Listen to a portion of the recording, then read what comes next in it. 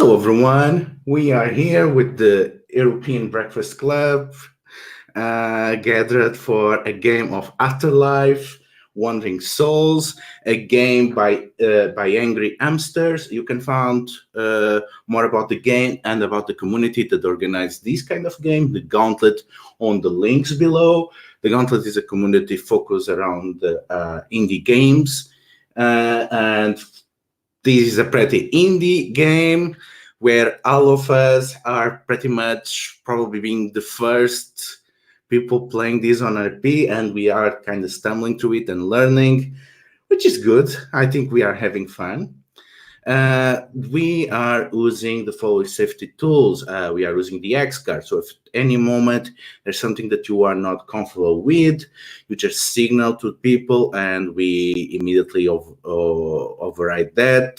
Just tell what it is. There is no problem. And we get that out of the way. No matter how minor you think it is, if you're not comfortable to any degree, just X card that. If you want to go through a scene, but you want a more curated experience, we also have script change. So script change is more like an editorial control. It gives you you can fast forward to parts of a scene which you don't want to touch. You can rewind if you are not comfortable with the direction a scene is going to take and you want to redo that part. Or you can just pause and discuss with the people what you want to see from the scene and what is working for you or not, to make sure that everyone is on the same page. We also have lines and veils, which it's its own tab on our character keeper. Treat it as a living document. So if there is anything that you don't want to have as part of the game at all, you add it as a hard line so that element will just not even approach it. And if there is something that you still want to see acknowledged in the game, should it happen, but you don't want to play through it, you note it down as a veil, and it's going to happen on the background or fade to black. The important thing is in no circumstances you will be forced to play through it. And finally, we have an open table policy. So if for any reason you need to leave, or you need to take a break, we will be more than willing to accommodate that and do whatever you need to be necessary. So, Afterlife.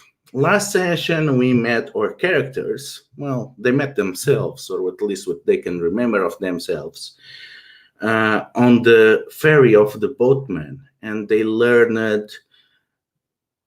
that they have been dumped together into the Tenebris, the desert of the dark, a place without sun or stars that is scorching warm on the day and freezing at night. A world that where humanity is a curiosity, where the dead must undergo some sort of pilgrimage.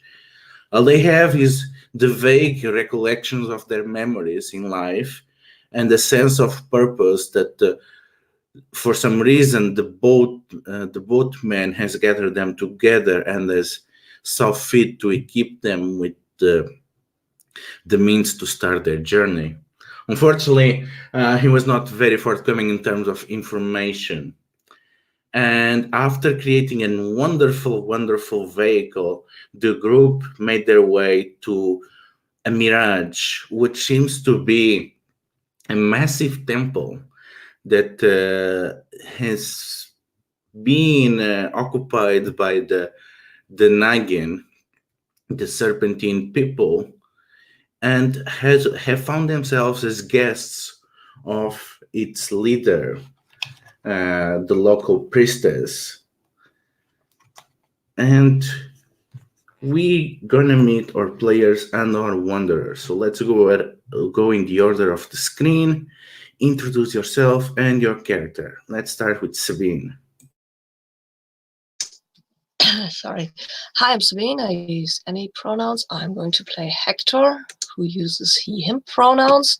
Hector is, as far as we've determined, an ex-cop, and he he got into some trouble with some corrupt figures, and now he's dead and doesn't know what happened and who he is and if he has a family or anything. And now he's on with these other people who are probably not from Kansas or from his time or anything, but they seem to be human, which is nice.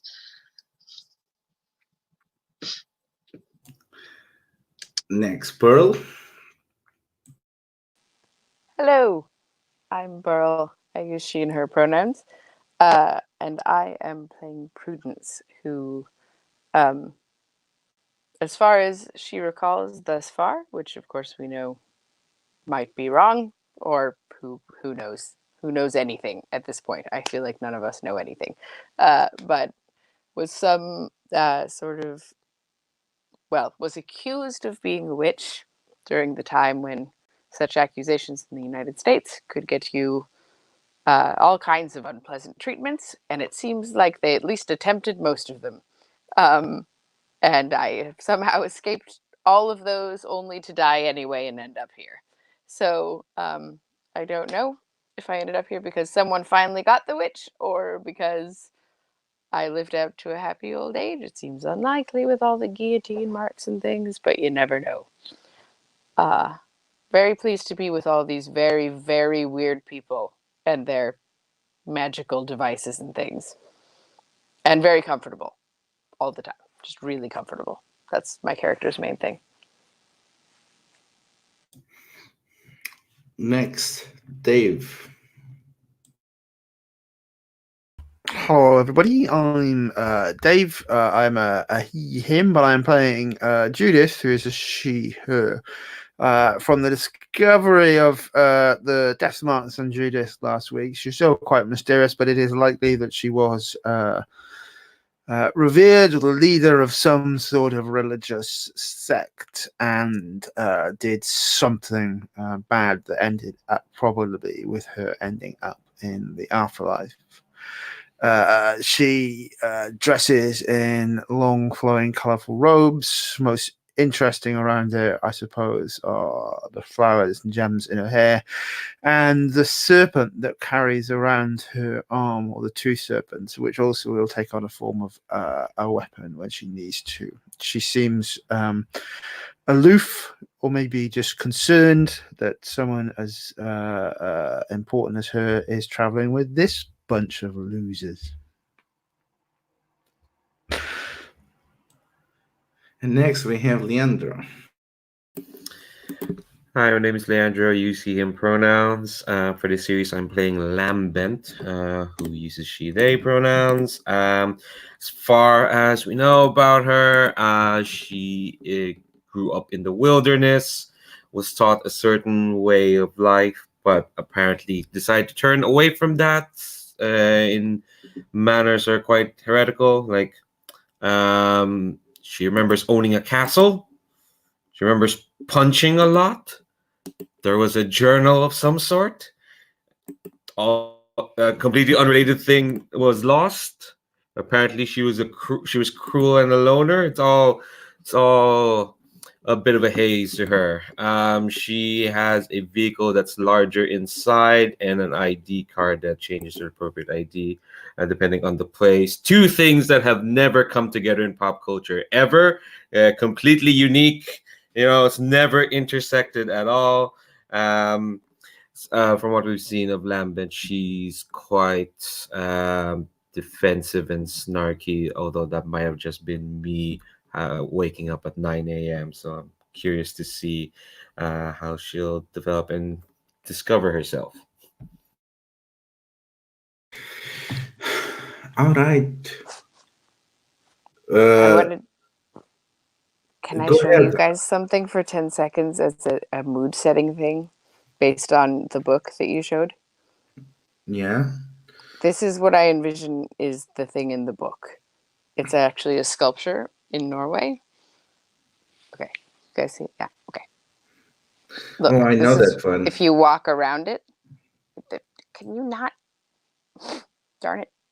StreamYard and it follows you. Like, see how its eyes are that's you walk around it and the face goes with you. It's terrifying. Mm-hmm. Only you didn't see most of that video because I was getting notifications, and StreamYard doesn't mirror things, and I can't find a camera. So it would have been very spooky, though. Very spooky. Anyway, we're in the Tenebris, I know. So last time that we met our wanderers, they were guests of Sandalia, the Nagin priestess that oversees this temple, and they welcome you on this massive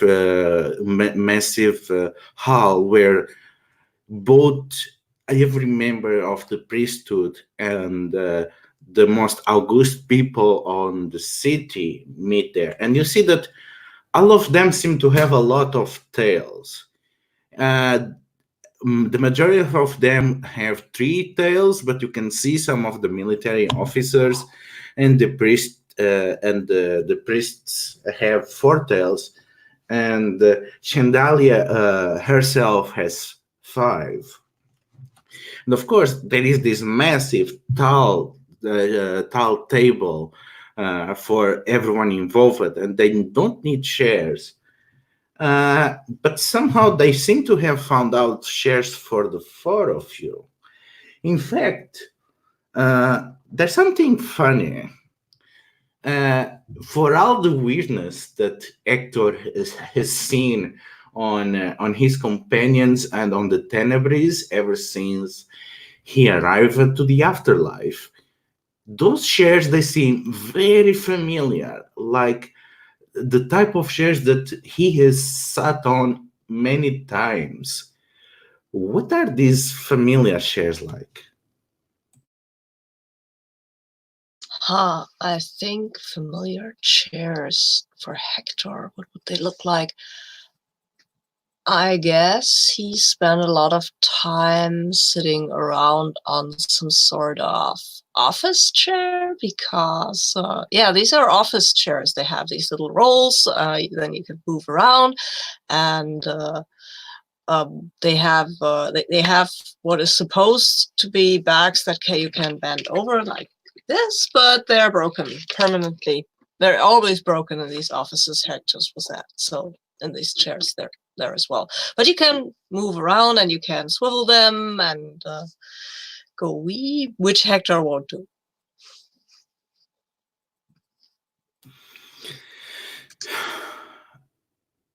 As you go around to sit on these office chairs, there's something that you did notice as the priests gather for the beginning of the dinner. They seem to be going through cleansing and rites and blessings, and there's something that speaks to her life and the way that she behaved on her base of routine. What is it?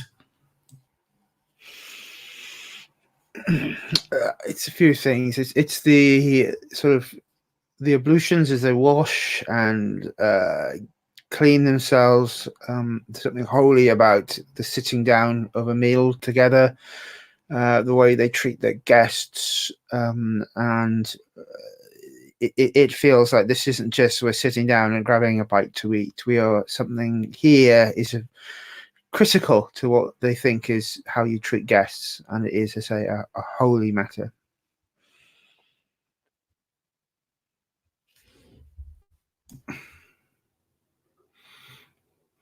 There is something in the center of the table, a table setter that speaks to a wonder that must exist somewhere in the Tenebris, but you have not seen any evidence so far. What is this about this centerpiece that captures the imagination of Lambent?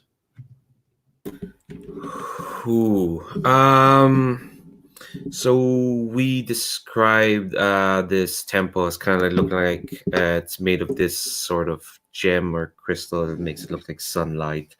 But this centerpiece I think contrasts from it because it's from another part of the Tenebris. I think it's like I think it looks like this crystalline tree. Tis the season.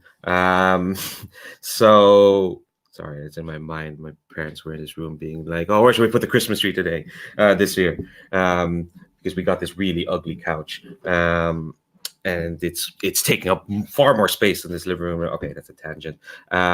Coffee's working. So yeah, there's this crystalline tree in the middle of the table. It's made of this jagged black obsidian.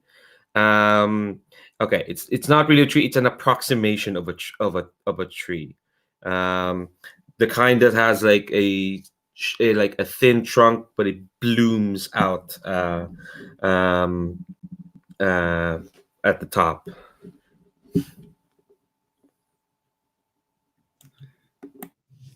Prudence, while everyone seems to be focused on the rights, on the furniture, on the shiny bits, you see shadows moving on and about.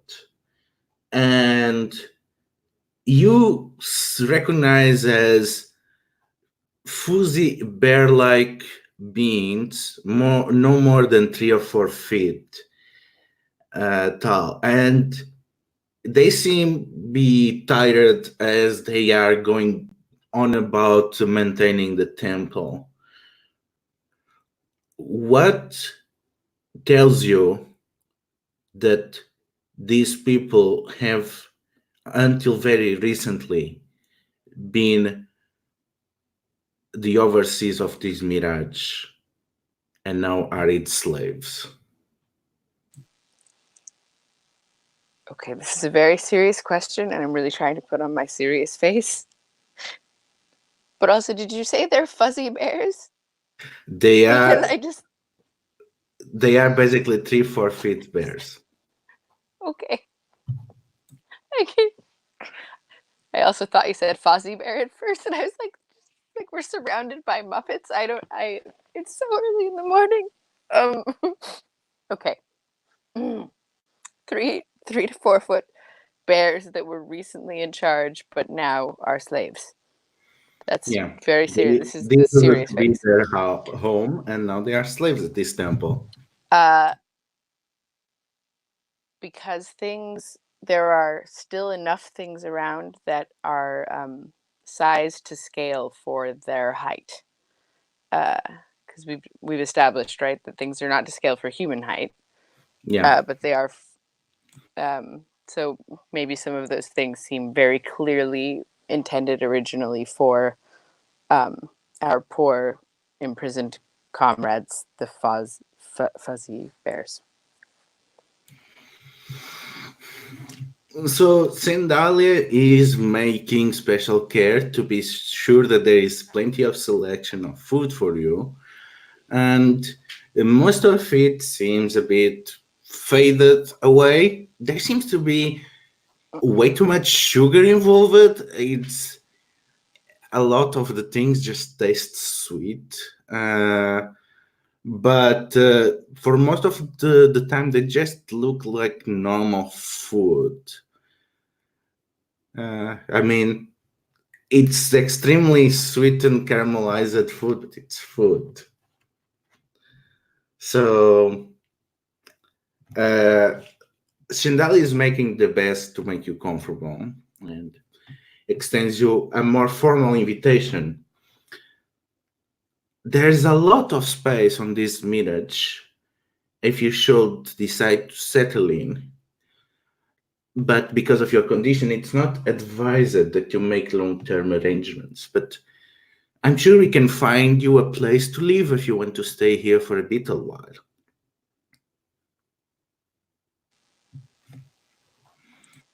Why isn't it advised? That is a question of your, let's say, pilgrimage. The soul of the human seems to become restless when it's bound to a single place. And they lose a bit of themselves into the Tenebris. So that is not advised if you start to feel this tug to this place.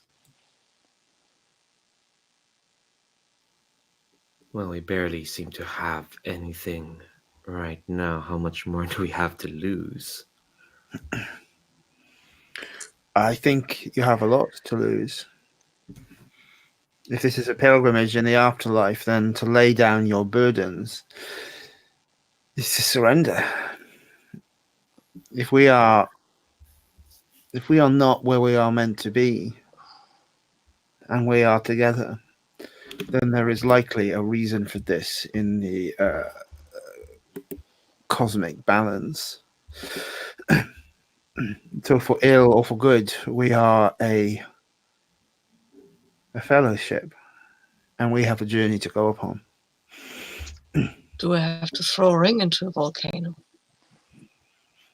And you probably won't get that reference, forget it. But I'm all for leaving. This cheeseburger here is the marshmallow burger. I mean, thank you for your hospitality, I guess, but it's not. Judith takes off a ring and passes it towards Hector and says, I will willingly travel with you until you find your volcano god. Thank you, Judith. That is very much appreciated. It was a joke, though, and you hearing it. I'm trying to process the whole scenery, and I guess I do that by making weird jokes, which I don't even understand myself. So I think she'll put her hand on yours and in a soothing way says, I think I understand. You did not believe in gods or afterlives, and you are now confronted with something that your mind is not ready for. Yeah, that's. I mean, I believed in God and afterlife, but it looked a lot different than this. And I didn't really believe. It was more like a habit of saying words, you know. I think she'll smile again and say, in that case, this is why I am here. It is to guide you to where you need to be and make atonement for my own mistakes in my life. I am here to look after you. Thank you. Okay. I All guess I'll accept that for now. I mean, That seems very nice. Being part of a fellowship is in whatever this is. Afterlife is certainly better than what the people I vaguely remember I knew back home seemed to think was going to happen after I passed on. So, vive la this. And yeah, I appreciate your offer of guidance, help.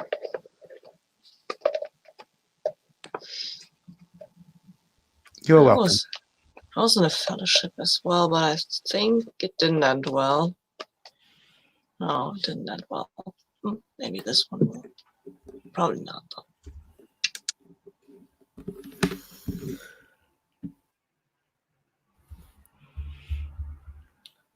I know the food isn't like literally sweets, but for some reason I'm just imagining like they're watching all this and very slowly like tucking into a bowl of jelly beans, just like one by one. It's like, all right.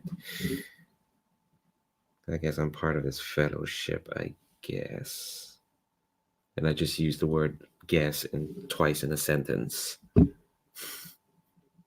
I think as I was talking, like I think I turned to what is the name of your queen? Of the priestess Sandalia. 5 tails. That's a profligate number of tails. It's confusing me. 5 chili, shush. And just go like. So this pilgrimage. You've said a lot about us having to do this, but do you know what's at the end of it? Your friends already asked that question, and unfortunately, I cannot know. I literally cannot know. The end of a pilgrimage is something that only a human can reach into. Some say it's that you get free. Some say that you join the great serpents. Some say that you escape the dark and become a light bringer for the universe, our universe. Some others say that you just go on to live another life, and that is the best way to bring the light. I'm not very educated in human theology. All I know is the responsibilities that the Nagin have towards human stranded here. Who gave you that responsibility? The great serpents themselves, as they winter under the desert, they talked to the Earth Queens on the days before, and they made it clear that it is our manifest destiny to unify the Tenebris under their will and to make sure that the humans are able to proceed with their pilgrimage without being burdened or weighted by the darkness on the Tenebris. Okay. Hector feels even more suspicious since she used the word manifest destiny. That never anything good comes of that. I was just about to say, as the resident American, I would like to not endorse manifest destiny as a good reason to pursue things. But anyway. I'd like to lean over maybe to Judith, if I can do so, because Judith has sort of taken on a leadership role, and just whisper like, should we ask about the bears? What would you want to ask about the bears? Sorry, I just chat moment. They don't seem like they're being shepherded very nicely, really. Dude, they're very fuzzy. I just thought, they seem nice. And perhaps it's a bit weird that they're like maybe servants here.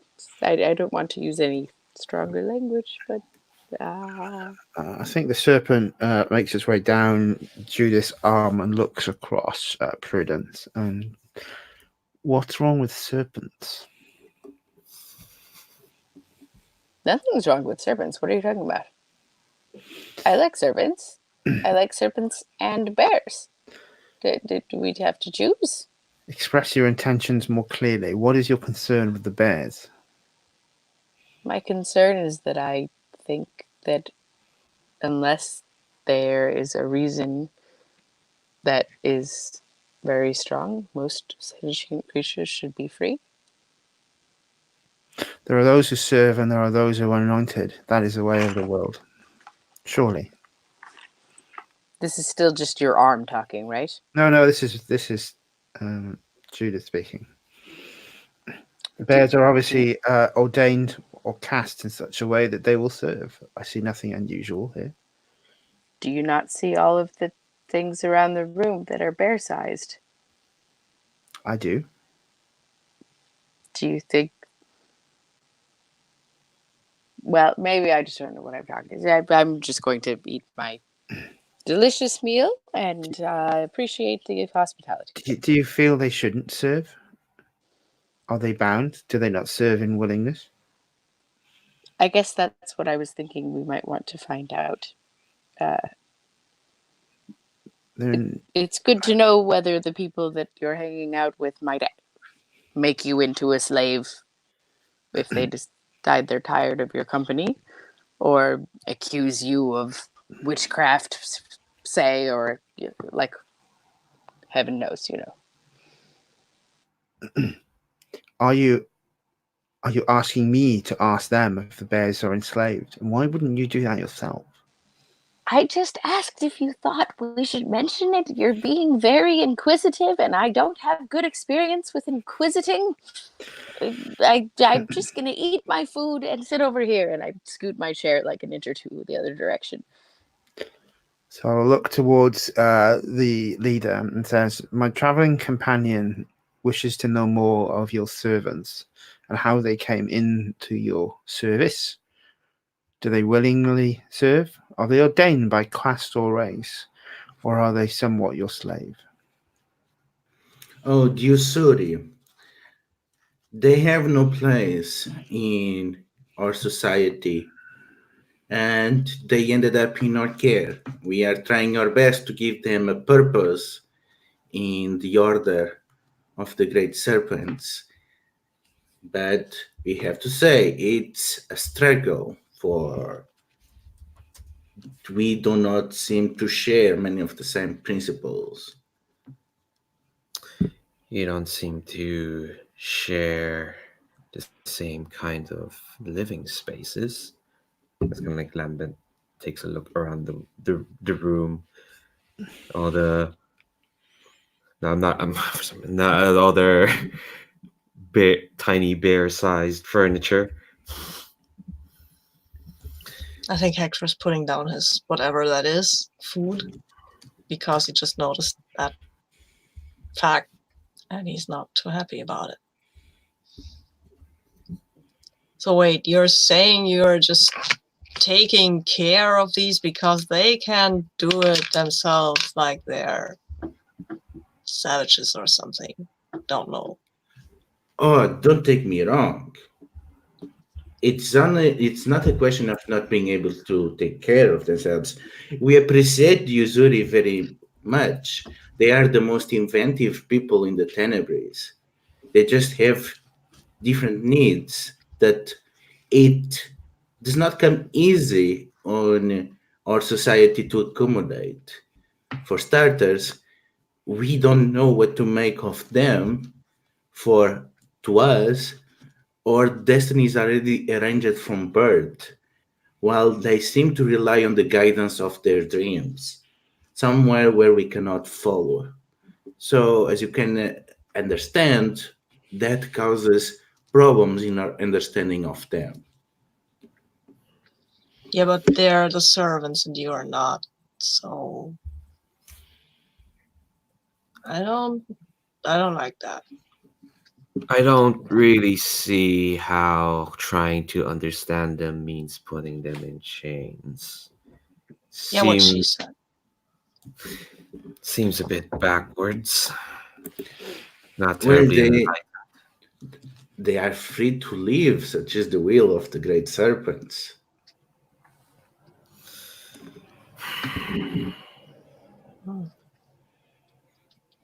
And if they choose to leave, what happens?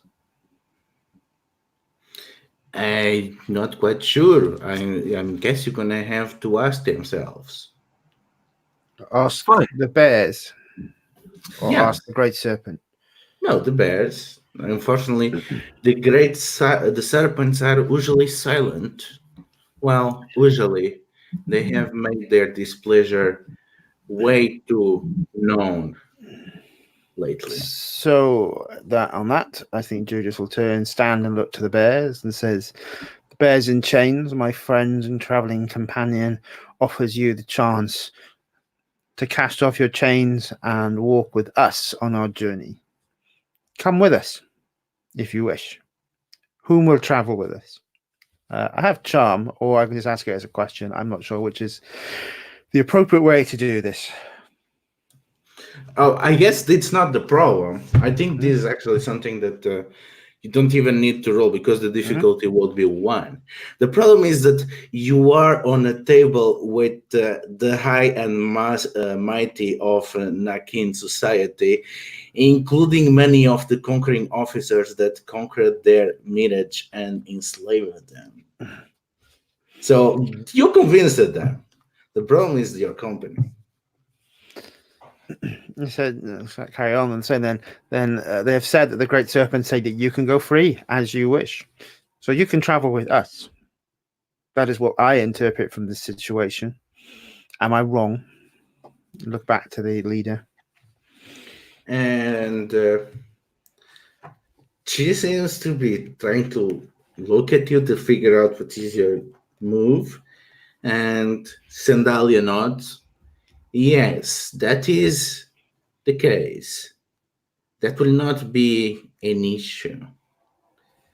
However, the dark has got unruly. This might be the safest place for them.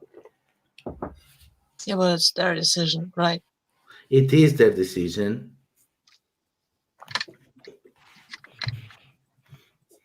The choice is yours. Cast off your visible chains and bind yourselves in the invisible ones that we carry and walk into the Tenebris with us. If you should choose. We cannot guarantee your safety. We cannot guarantee your survival, but we can give you a choice. One of them advances towards you.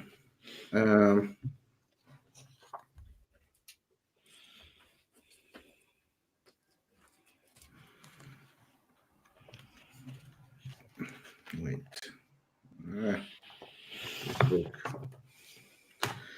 One of them approaches you, and they seem to be wearing the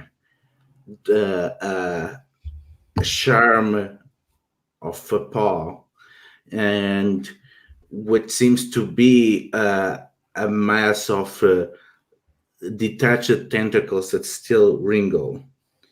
And he approaches you. My name is Nitopet. I was one of the warriors that defended this city.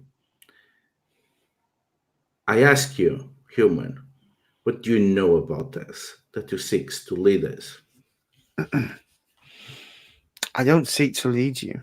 I offer you the chance to travel with us. My name is Judith.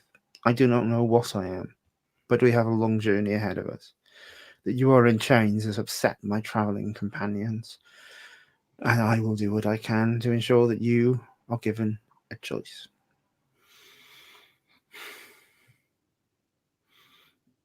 Do you know where you are going, or are you telling us to wander the dark just so that your companions feel less distressed? We can travel with you and take you to where you want to go. Perhaps that is on our journey, but we don't know where we're traveling. And you see that this is rattling a lot of the Usuri. We need the power of the Grey Skibby. Part of the what? Sorry, Ludo, was that? Grey Skibby. I'm going to write it down. I'm sorry, yeah, it's not forming in my brain, sorry. And for that... It is a weird made-up word then. I wasn't just mishearing you. Good. Yeah, and for that, we need to find one of our Elbe. Are you willing to go that far? An Elbe. I'll look at Prudence. Are you willing to go that far? Okay, for the record, I just thought we should ask about the bears. I'm not opposed to anything that's happening, but I also have no idea what's going on. So that feels like a large question to ask of someone who knows nothing about anything. The Always consequences, and there are ripples that we make, Prudence. I'm very familiar with both consequences and ripples. Thank you very much. We need to find the Elbe? Is this what's been asked? The Elbe. Elbe. So before I can say whether we'd be willing to go that far, I need to know how far it is. We have no idea. The Elbe are our elected leaders, infused with the power of the Griskibi. We have not seen an Elbe in many generations, but we know one has appointed by the dream. We lacked guidance, and that's why we were not able to defeat the Nakim in battle despite our valor, and why we end up in this sorry state. If you really care about us and our cultures, you will give us the opportunity to find ourselves and to be again strong and carve a place on this new side of the Tenebris. Well, since we don't have anything better to do, I mean, it's a direction. And I think it's maybe a good one if we can help these guys get somewhere to freedom to their elected leaders. I like it. Lambent? Well, there are worse things to do in the afterlife than suddenly lead a bear emancipation. Eats a jelly bean.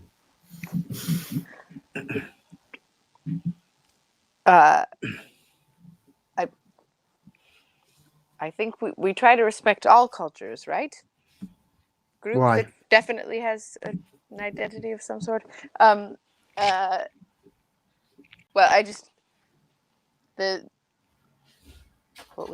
were we talking? What's the name of the thing? The one that said the thing. If you respect our culture and all that is that Netopet? No. I've lost track of which thing is which. The thing that just said, if you respect our culture, you'll do all these things. We don't know anyone's culture, including our own, really. All we know is that we are on a pilgrimage and trying to do what's right. So we're not trying to pick a fight with the Najin, and we are also not trying to leave anyone in servitude. I think. I'm not. I don't want to make any promises to anyone when we're in the middle of what appears to be some sort of fever dream. It feels like we could perhaps overpromise, but I am for working together for the betterment of all. Well, I don't respect a culture that has slavery. I don't. That's not something I'm willing to do. But they're Slavery's saying bad. they'll let them go, right? So Yeah, so we should help that them. makes them more respectable because they are not holding their slaves captive. Don't know about that. I don't understand any of this, really. I'm just gonna, Could I have one of those jelly beans? Passes along a small bowl to you. So Sindri seems to be staring at you, and she seems a mixture of amused, impressed, confused. And when she finally speaks, she says, "The conundrum of what to do about this situation has eluded our teachings and what we are imprinted on ourselves at birth and our place in society. I must commend you on the determination and confidence which you lend to this resolution. That is a state of affairs that bodes well for both the Nagin and the Zuri. And I have to say, I am surprised, but I'm not unimpressed. I'm sure that if you manage to solve this situation, I can arrange you to have an invitation to Sindran and to stand before the newborn queen. Perhaps our golden age will come when we look into places beyond the constraints of our birth and assigned role. And I guess we might still have a few things to learn from the humans on their pilgrimage if we are to face the dark.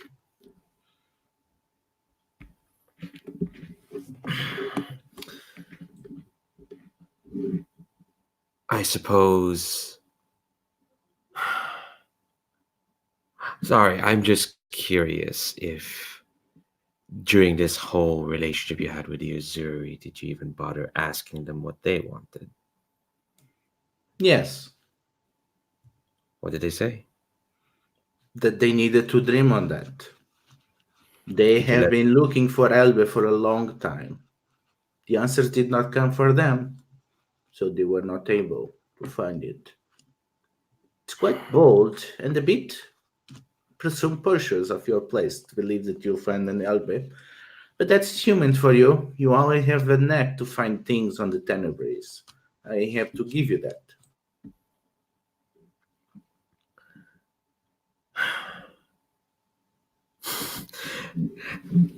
I don't know if Lambert will notice that. No, did she notice that she's being condescended to? She is halfway through her bowl of jelly beans, and it's like, all right, then that sounds like a irritating enough challenge to pursue. They've asked us to find their LB, and given that you, Nagin, don't seem to be in a hurry to do so, then we might as well. And I think I gotta stand up and says, this has been a nice feast, but I believe we've done enough talking. We seem to have a pilgrimage we need to get on with. Yeah, about that pilgrimage. Unfortunately, I have to say, getting tangled up in the politics of the people that belong here is not to getting you very far away. I was getting to that, but, well, let's say that as well as you might look into things, you cannot find your way out of the Tenebris just in the sand. You need special places. We call them limbos. Limbos. And these limbos, is that what we're here for? Well, from my understanding, again, this is what I'm told to guide humans on their pilgrimage. Each of you has your own path beyond the Tenebris, and it is great source of suffering and despair to the universes whenever one of you is lost. But only you can find it, and only you can find it on your memories. And these places, these limbos, they seem to be realities made from memories of so many of you that have been missing, that they seem to coalesce in their little universes where lost things can be found. Whenever one of you appears with those marks, they always seem to be returning with stronger imprints on their flesh after visiting those limbos. As one of the Nagin, I was never one privy to what happens after crossing into a limbo, but there is plenty of evidence that says that limbos are essential to find your memories, it seems. Amazing. The universe seems to have... I think I look at my traveling companion and says, like, seems the universe cares enough to shepherd us through this journey, and yet doesn't seem to give two shits about any other species. And I kind of like make a vague gesture to the Usuri. Yeah, it's weird that this comes up after we've decided to help them. Maybe this is a test of some sort? I was subjected to tests in life, I think. That remark from Lambent seems to make everyone present immoved, including all of the Wursing, including even the sourest looking officers that were waggling their tails. Everyone seems to be very amused by Lament's remark. Typical human thinks that the universe is rearranged around them. I guess that must come from growing up in lonely worlds. Hey, you just said so. You just said these limbos were created for us. Yeah. Yeah, but they are not the center of the universe. They were, what is the concept? I heard someone say they were like landfills that humans create, and whenever they need to find something on their trash, they have to go diving back into them. I'm afraid that's something the humans created for all intents and purposes for humans. I think Judith stands behind Prudence and puts her hands on her shoulders and says, "You've mistaken her true form. She's not human. She is a little butterfly. She's waggled her wings and caused chaos. That is who she is. She is a butterfly. What shall we do, butterfly?" 10 a.m., Dave. Good heavens. That's really lovely, but I have no idea.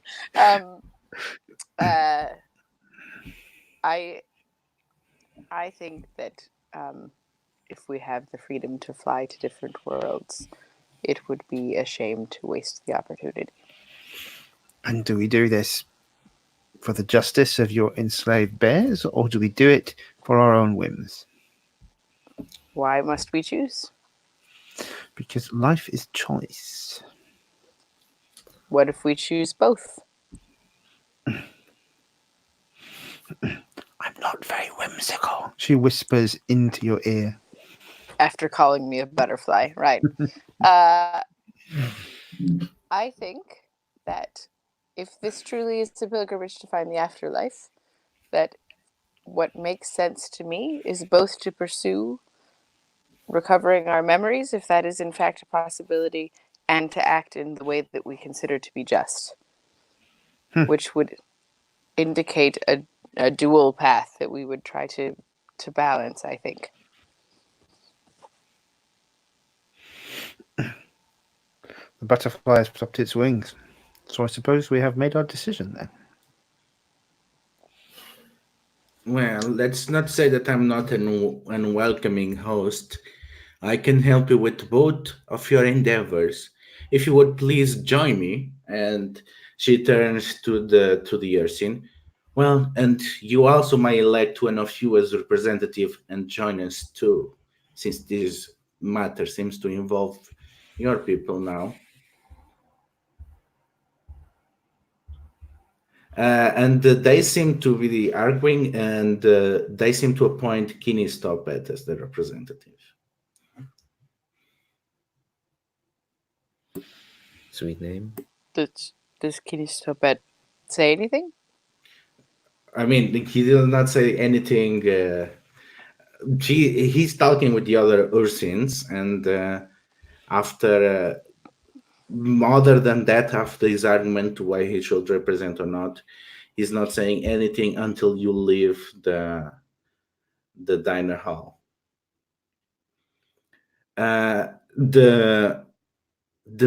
The priestess, she takes you to a chamber behind two coiled serpents, and she lights a purple fire, and the snakes move and lead to a sacred chamber. And Sendalia turns around to you and turns out some levers and fills a pool of water. And as she lights some incense and meditates on that, forms start to shape on the pool. The dark has been ruling these sands for too long. There was a terrifying storm, and all the limbo gates have been closed off for years. It was an ill time in which many unfortunate humans gave up their chase as they were vulnerable to transverse through limbos. That changed only a few weeks ago, and now the limbos are open, which is quite fortunate for you, for I happen to know that there is a limbo nearby. And she points to Kinistopet, and there are also practical issues that might be addressed by this limbo. You see, as your friend notice, she points to Hector, the food that we have kept, we have to have preserved it, sweetened, because we don't have salt. Because the gates to the Salt Caverns have been closed for years, and without humans to keep those open, we have not been able to get our supply. If you're going to be traveling, we we're going to need to pack a lot of salt for your people to make the voyage. So it comes to our attention that you have both your pilgrimage and the preparation for this journey that can benefit from from visiting the Salt Caverns. The gate to there leads to a realm of the seas, I heard. I have no idea what the sea is. Perhaps that is more familiar to you than to me. And she shows you a massive cavern with pillars of salt and a massive dark pool in the middle of it. And there seems to be shadows moving around and some kind of buildings that you cannot make much sense. But the image is vague. That the dark watery bit, I feel a bit of trepidation. How necessary would it be to go near the dark pool of? Right, I know the salt from the water. I haven't had the best feelings about water. Unfortunately, I'm afraid that must be the entrance into the limbo. To willingly go into the. Nice. I'm gonna start eating jelly beans really rapidly. So this is like a video game. We get quests, and then we can, I don't know, get on with our journey. Great. I don't know if how accurate that is, but the word quest seems familiar. I would say that yes, your quest might lie somewhere within the limbo. And this is the entrance that I know. I heard them called instances, but I have no sense of the word.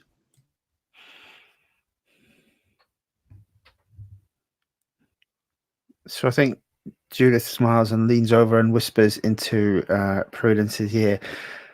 Now we shall understand if you're willing to pay the price for curiosity, I should think, dear butterfly. She licks your ear and then grabs an apple and walks towards the water.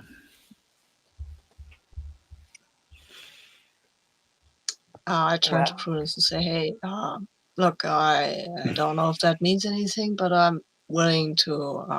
I don't know much, but I'm willing to protect you in the water. I guess that's that calm your mind or something.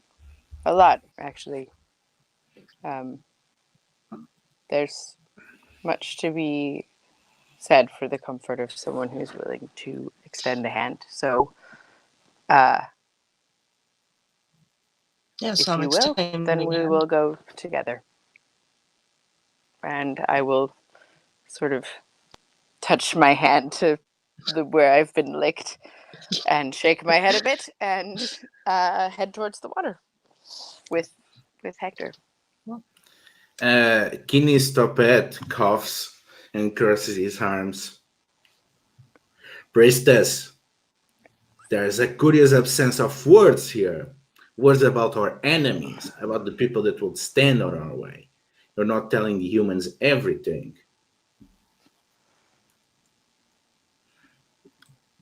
I think I'm still the only. I think I've stood up, but I'm the last one to follow him because everyone just is heading towards the caverns, and then so I stop and it's like, oh, is there more to unpack here, priestess?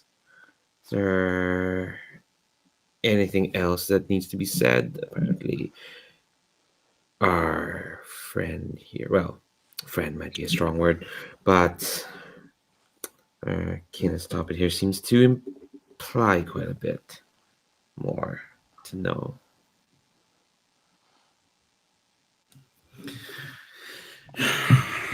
I was hoping to only get to that if necessary. It is an inauspicious way to start your pilgrimage by staring right at the danger of failure. Well, if we know what failure would entail, then perhaps that would better steel our hearts for what's to come. I'd rather we jump into this knowing what the cost would be rather than just stare blindly at whatever's to come. My apologies. It was not my intention to withhold information, but it was my main purpose to keep your focus on your pilgrimage. But you raise a good point. You see, as I mentioned, it has been years that the gates have been closed, that the limbos are inaccessible. But there are people that gave up. And people have known about the Limbo in the Caverns of Salt for years now, but they were not able to enter it. And there are people that humans call them the angry as an insult. They are people that have lost their goals, that they gave up on the pilgrimage. They lose those, and she waves in the directions of the death marks, and they become beings of the Tenebris, but not beings like us, the Nagin or the Usuri. They become consumed by the dark, fulfilled only by cruelty and petty desires, snuffing out light. And they hate your kind. They hate the people that still have hope. It's as if it's the only thing that can still hurt them is to see people on their pilgrimage. So they too have been aware of the Caverns of Salt for years, and they once used it to travel through Limbus. In fact, some of them can still do. But and they know that it's something that your people need. So they know that it's only a question of time before you or other people like you find their way to the Cavern of Salts. So we can expect them to be ready to stand in your way now that you are the weakest. Well, I'd say that was information we'd rather have had. I mean, I don't know if I can't speak for my comrades, but I don't think. But myself, I'm not really fond of surprises. So I'll say thank you so much for your hospitality, priestess. But we'll take our chances. I'm glad to hear that this knowledge does not dishearten your resolve. There's barely anything there to discourage. In fact, this lack and only serves to bolster my resolve, dear priestess. And I think I'll stand up and I've finished the bowl of jelly beans at this point. I don't know how I've been able to talk while eating these jelly beans. It's amazing. And then I think I'll follow my fellowship. We're a fellowship now? Yeah, we're a fellowship. Sure, why not? Towards this salt cavern.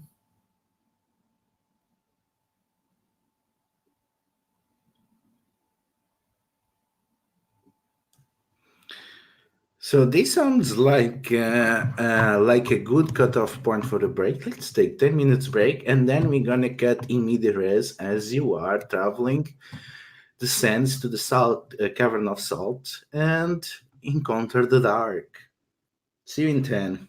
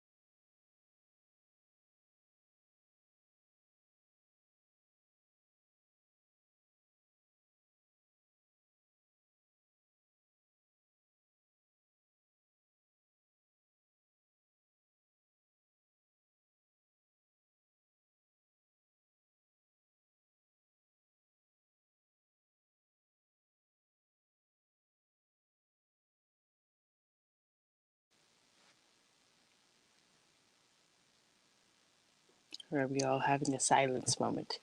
Okay. Again. Is everyone doing fine?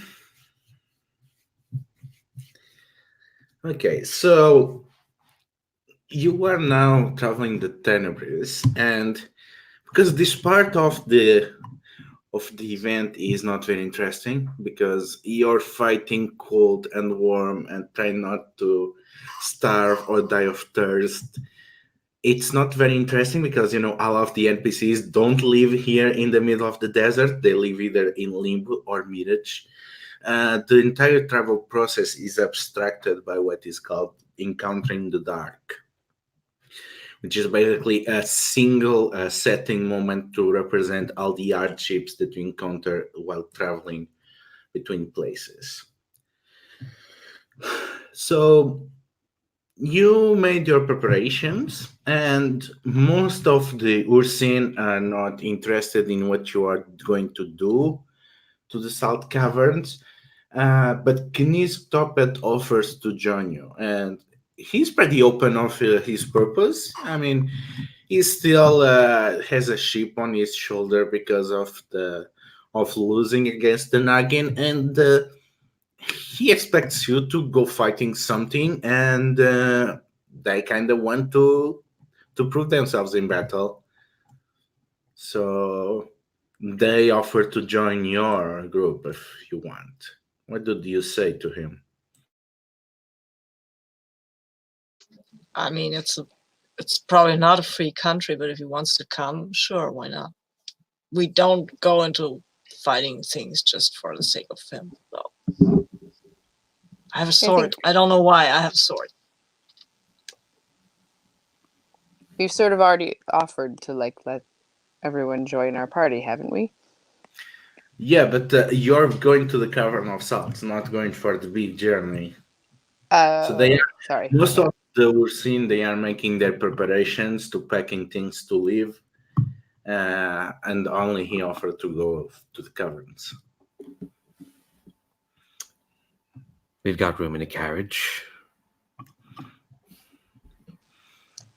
Quick clarifying question. Are we all still not in there? Like, Judith left first. Is Judith not already in the cavern, and are Hector and I not jumping into the scary thing?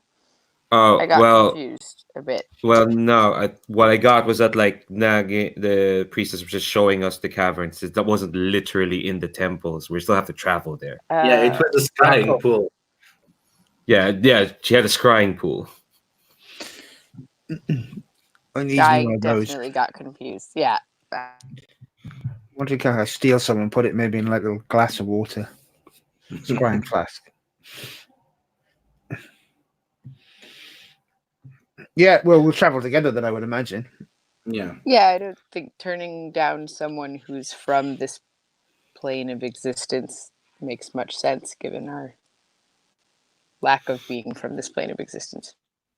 Okay, so you make your voyage, and it seems that for most of the time that you are traveling, that Kniz Topet spends most of the time sleeping. Your voyage, you have to brave the cold, the scorching heat, the lack of light, the loneliness, and the days, they seem to stretch one into another. So, Lambent, what are you doing when you first hear the drums? I'm probably I'm driving. I'm at front. I get the feeling I stay a lot at the front and not in the carriage. Someone has to drive the thing. But I think when I hear the drums, I from out of nowhere unsling my rifle and just start tapping it behind me, or at least on the roof of the carriage just to warn, get everyone's attention. And I'm gonna try to figure out where the drums are coming from where I am.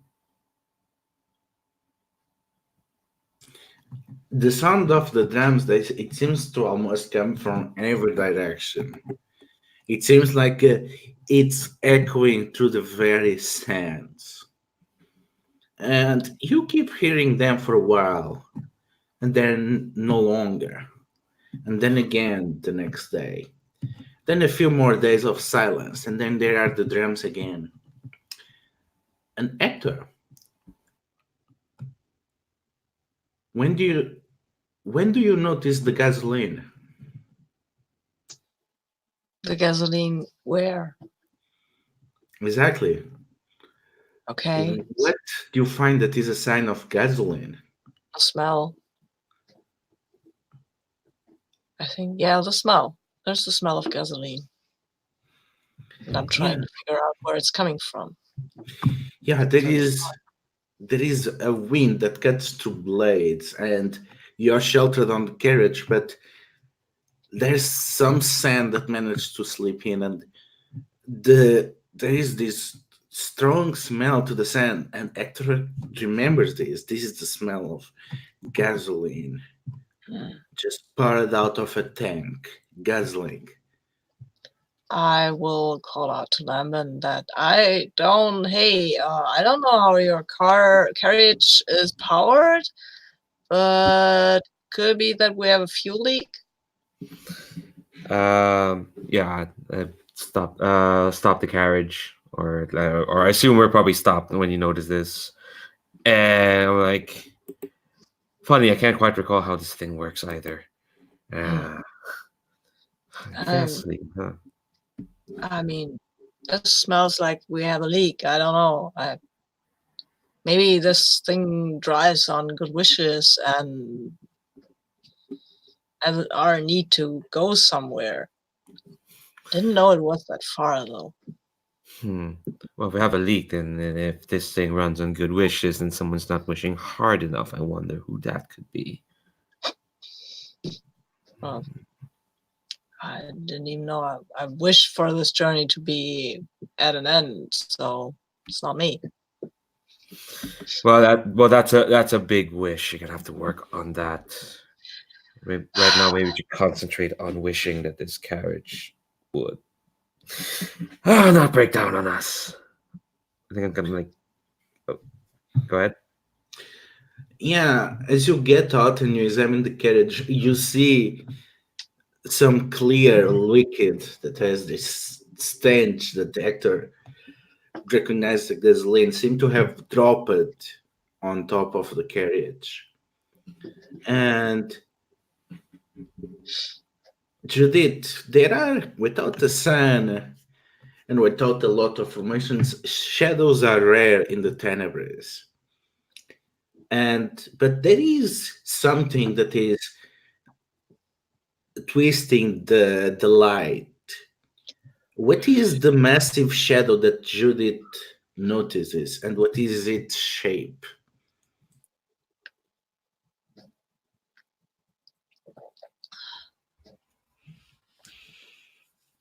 So it's a massive shadow, and it's twisting the light on what? Sorry, Ludo. Can you just rephrase the that? light on the desert, because there is not a particular source of light, because there is no sun or anything on the skies.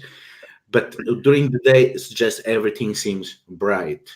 But there is something massive, some shadow that is dark enough that is denying the light to some parts of the desert. It's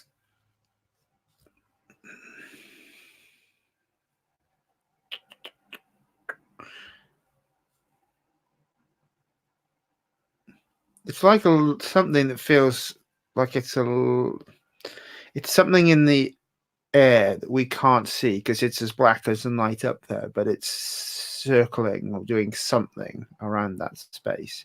It's probably from the shadow some form of animal.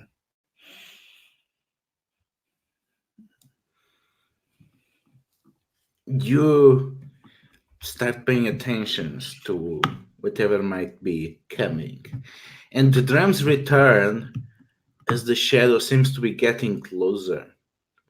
and the stench of gasoline seems to become stronger and stronger. And that's when Prudence you see something shining on the path ahead. And as you are paying attention to that direction, you see what happens to the wanderers that happen to fall into the hands of the unrequited. What do you see that remains of another expedition like yours? Oh, I'm going to have to say something and then we're going to have to deal with it later, so I have to be brave and say something that's not making it easy for us because maybe I don't remember what it's called, but there's like a form of, I guess, kind of photography where a flash of light like prints shadows on a wall that were like the last impressions of whatever was there. So I'm imagining frozen shadows of 4 people. Sorry, everyone. It's not creepy at all, I'm sure.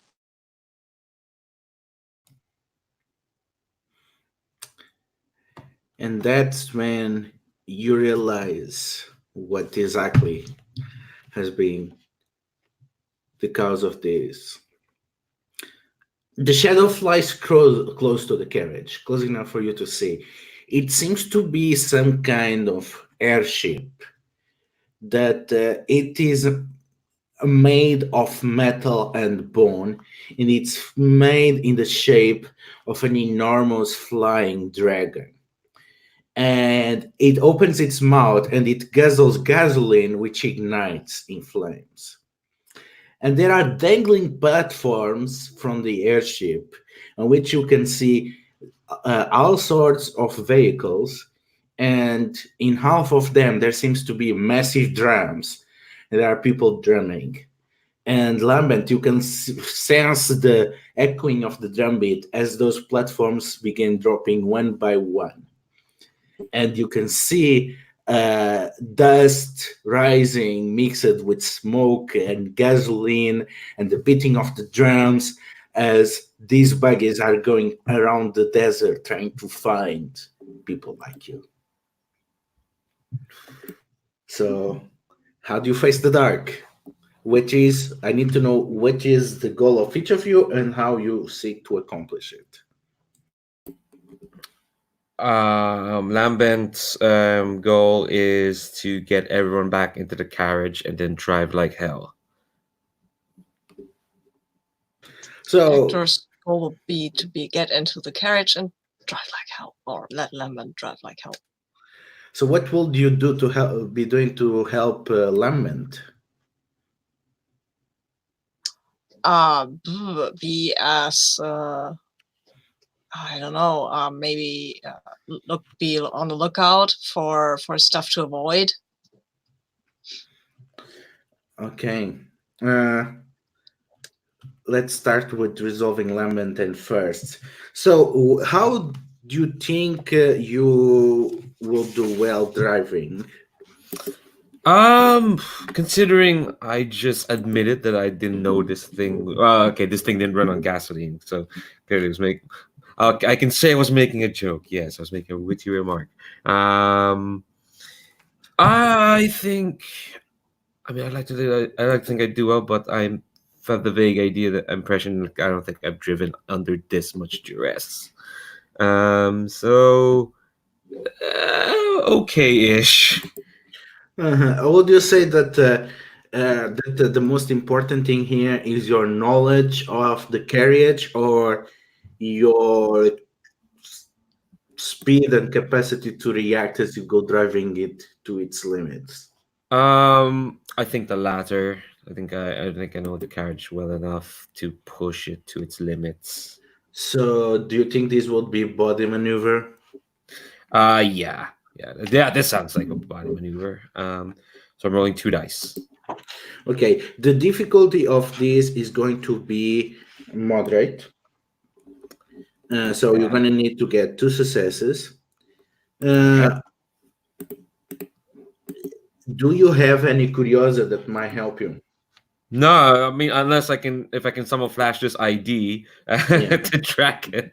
No, this talent of I guess the talent is the vehicle. It's not really a talent to own a vehicle. Are you using your rifle to help you with the driving? It actually probably will make things harder because I can't be shooting and driving at the same time. I specifically describe this rifle as something you need to aim to use well because I like to make things hard. So your talent is literally creating this vehicle. So you're gonna get an extra dice from this. Oh, thank Christ! And I still have 2 ferocity, so it should be fine. Okay, so you need 2 successes, and you're rolling 3 dice. Cool. Oh wow, that's 3 successes. I wrote a 5, a 4, 5, and a 6. Okay, so describe how you do a great job in driving through the desert and outrunning these buggies and drummers. And the flying dragon. So much. I think it's I don't what is she even holding? Is she holding reins? Yeah, she's holding reins. No, she's not holding reins. I think it is like a proper like old Victorian style horseless carriage with the steering wheel and whatnot. And I think she just has this like the driving can be described as madcap, I guess. It is a lot of like serpentine maneuvers through the dunes, getting the dragon to like have to like go low to chase to keep chasing him, but getting it to smash into dunes. It's I don't envy the poor people inside the carriage because it's just gonna keep going back and forth, and of course because there's so much space, people are gonna have enough space to tumble around. They're not packed like sardines, but I think Lambit is like quite concentrated. Again, you need a bit of concentration to aim that rifle, and I think she's using the concentration now to drive, even though the driving is quite haphazard. And perhaps the only way that you are able to do as recklessly is because you have a trusty co-pilot. So, Hector, how are you keeping an eye on the road that is no road at all? Would you say that's mind percept? Yes, I think that would be fair to say that because I'm actually good at this. Yeah. Let's see. Do you have a curiosity that applies? I don't think that demanding the truth from someone is very helpful right now. Yeah, and probably their money is not going to be very helpful. Are you trying to lose your sword on the process? I don't think that's any kind of helpful either, because using a sword to perceive things, that seems weird. No, I'm not trying to use my sword. I don't think I will use my harmonica or waterproof paper or my backpack with candy. That doesn't seem very helpful either. Okay, so you're rolling 4 dice, and the difficulty is 2, so you need to get 2 successes. Okay, let's see how that goes. I can't reroll selected if I have no selected dice. Okay, that didn't go so well. I can spend some kind of currency, right? Yeah, lucidity. Lucidity. Okay, I'll spend 1 lucidity for. I want to really help here. So that takes me up to 2 successes, right? Mm-hmm. Cool. Yeah. So you managed to notice at the last minute a trap that was laid out by one of these buggy drivers. What is it?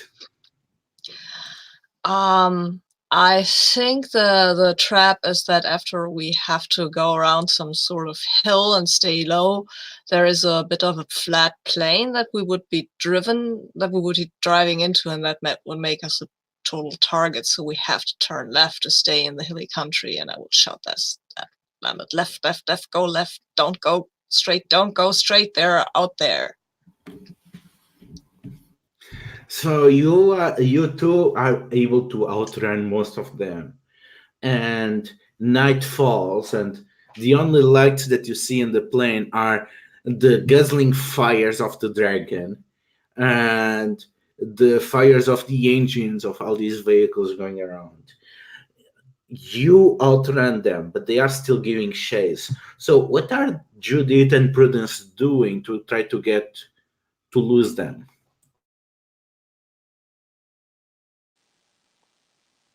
Ah,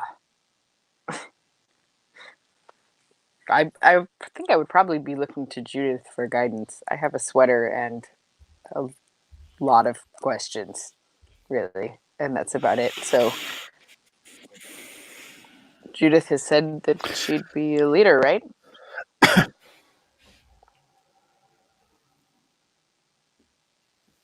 So Judith takes the iron eye out of her pocket and the serpent unwisp from her arm and take on the form of a stave. In both of their mouths, they hold the iron eye. She points the stave out towards the dragon. The eye helps me to figure out what the creature wants the most. I'm going to use the sword to assist me to make a decisive action, but I really want to understand how we can slip the dragon. Okay, so I'll say this is a soul understand, Sure. and you're using your sword, so that's another dice, and you're using the eye, so that will be a second dice. Can I have the dice keeper link, please, into the Sure. sorry. So that's 6. Thank you. So I'm rolling 6 dice. Woohoo! Yeah, and you need 2 successes. So I've never rolled so many dice in a Gauntlet game. I feel overwhelmed with dice rolling. Right, so let's delete selected, and let's have 66.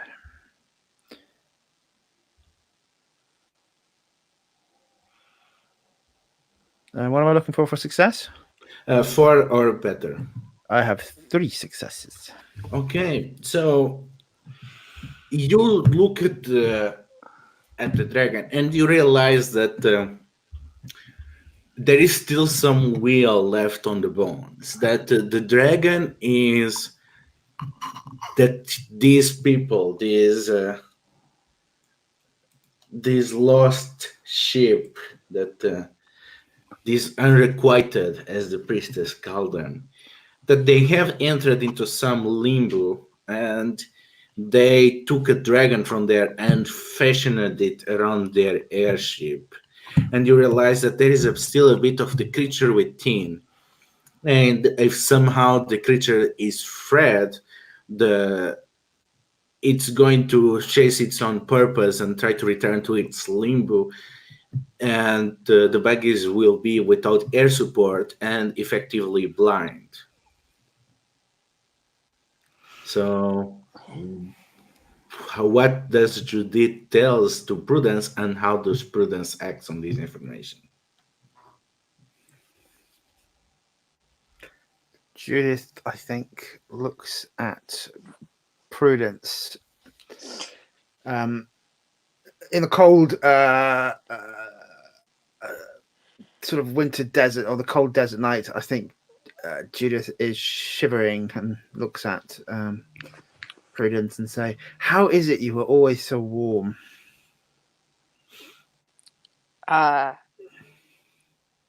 Honestly, this sweater seems to do it. I don't really understand why. Would you like to wear it? You seem cold. I don't know if it's cold, but it looks like it's cold. Maybe we could share, but also probably beat. Should we beat the dragon? Will it help if I give you this sweater? Then we could fight the dragon.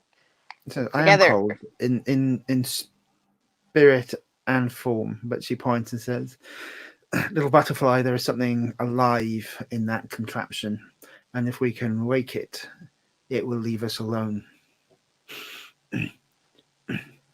You seem kind. How would you wake and free a dragon?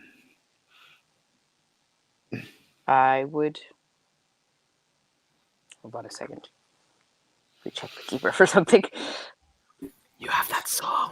That it was in fact what I was going to look for in the keeper to see exactly how it works, because so I can sing things to sleep. I can't. No, wait. I changed it to manifest something a creature wants. Perhaps if we could create something that the creature wanted enough that it would lure it from its slumber, it could break itself free. See, your warmth is infectious, butterfly. So, I am not quite sure if this is. This might be another understand or a create, or it might even be reason. I think. What do you think is the best fit, Prudence? My thought would be understand, probably. Well, it's sort of like understanding and creating at the same time. I need to understand what it wants and then create that thing. So I don't really know which. Well, but Judith already figured out what it wants through the eye, right? Yeah. The freedom, right? Mm-hmm. Yeah. But you can you can just manifest freedom in it. Oh! Can I manifest willpower? The creature needs enough willpower and hope to free itself, to believe it can break free. Can I manifest that? Yeah, I think so. And I think that will be create then. Okay. Uh, Yes, manifest freedom better than manifest destiny. Sorry. Wrong reading in the chat for a second. Okay. So, let's see. Are you using a curiosa on this? So, are you using your slitter? Probably not. I guess not. No, I think I've given it to Judith, or I've at least offered it. Are you using your shield somehow? Can I use my shield somehow? Well, tell me how you are doing it. We still have not established how your shield cauldron works. So, actually, I meant to message you about this between sessions because I don't want to make a big moment out of it here, but I was in my mind when I made it, not really knowing what it was allowed to do. The cauldron was a way for me to call up healing things or shielding things as a shield, and the sword would be able to be used by one of my companions. Yeah, that was how it was in my mind. It's like a symbol of teamwork and protection. So to it's use still a the symbol shield, of creation. So. Yeah. So you are using it so it comes out of your cauldron? Yeah, I think if we can call up the cauldron and then send light from the cauldron, and it can be like the light of hope to the dragon. Okay. That would be lovely. Yeah, if we integrate that, yeah, sure. So you get an extra dice from that. Do you use a talent? Yes, you are using a talent to create this. So it's another one. So go ahead and roll with 6 dice. And you need 2 successes. Sorry, how many dice? You broke up a smidge for me there? You are rolling 6 and you need the 2 successes. Okay. I think I have the right roll for your party up. 6 dice. Sorry, iPad stupidness.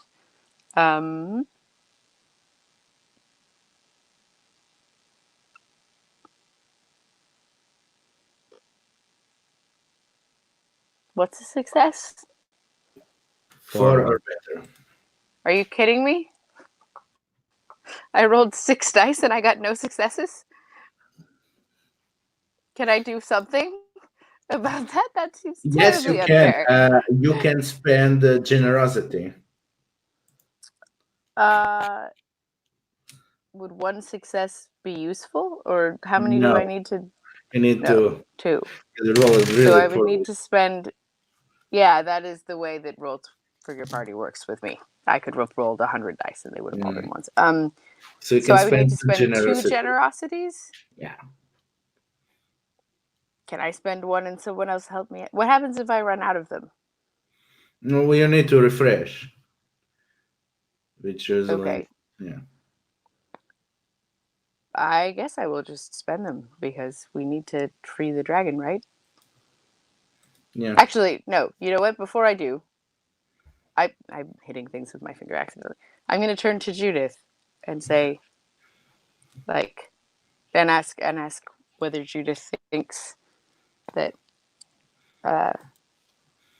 it's worth terrible risk to help others attain freedom.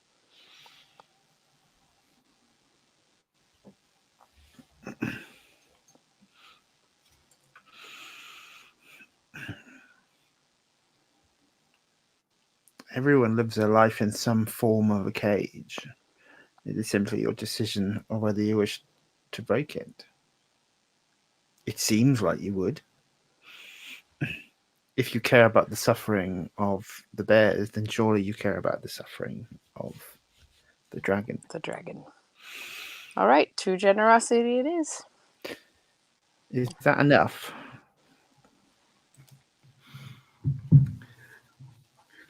So the cauldron seems to be filled with gasoline. And its fumes start to rise up and take a shape. The shape of the wheel of the bound dead dragon. What comes out of the cauldron, Prudence?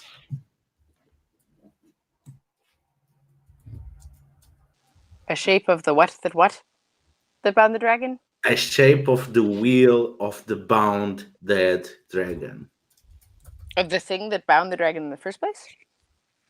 No. It's the will of the dragon. Okay, yeah. yes, okay. Mm. I think it looks like wings made out of flames. Yeah, so you see these wings of flame flying, scorching the airship bound to the dragon, and they animate the bone wings of the dragon, and you can see the tanks ripping open and the gasoline flowing all over the body of the dragon, and where the gasoline flows, the hydrocarburetes seem to transform into flesh again, and the dragon seems to be on the process of being reborn as it struggles to get free and disappears into the horizon. Well, you weren't messing around with being a witch, right? Honestly, I still mostly just have a sweater and a lot of questions. That was awesome. But that did seem effective, so I am glad. The butterfly flapped its wings, and then there was a hurricane. Well done, butterfly. I think Judith leads forward and kisses her on the cheek, and then walks away again, enigmatically. Prudence is definitely a cult follower at this point, I think. Drank the Kool-Aid immediately.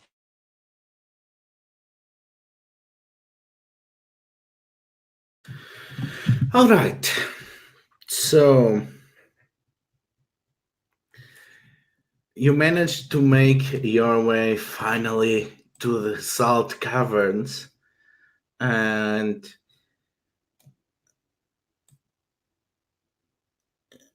just Knees Toppet finally seems to be awake, and he starts immediately assembling things of copper tubes, barely paying attention to you. And there is an entrance to the cavern, and it seems sheltered from the elements. And thankfully, you don't see car tracks on the sand, you don't see footsteps. It seems to be safe. think I'm gonna like without even asking anyone, I'm gonna like take the lead forward. The vehicle's gone back to wherever I keep it, just I guess in my heart. I don't know, but I have my rifle out, and I feel like I should ask. Can you stop it? What he's doing? But like he slept through all that. He seems fine. Yeah, so I'm gonna take the lead, if that's okay. Sure, go ahead, but I will be probably in the front as well because I have a sword and I don't know, but I'll spot you. Like, which is weird because I have a sword and you've got a gun, but hey.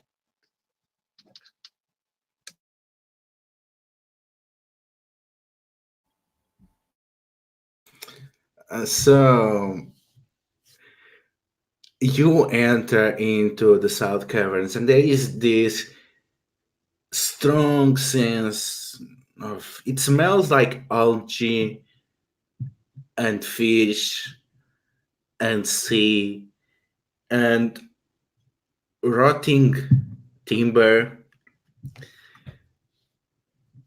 and there seems to be a soft light coming from something deeper into the caverns.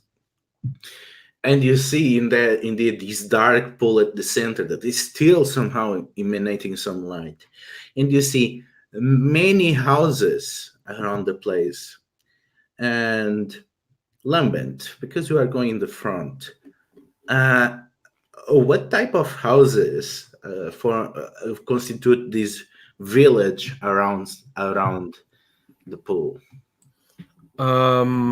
I think it stands out from the cavern we're in.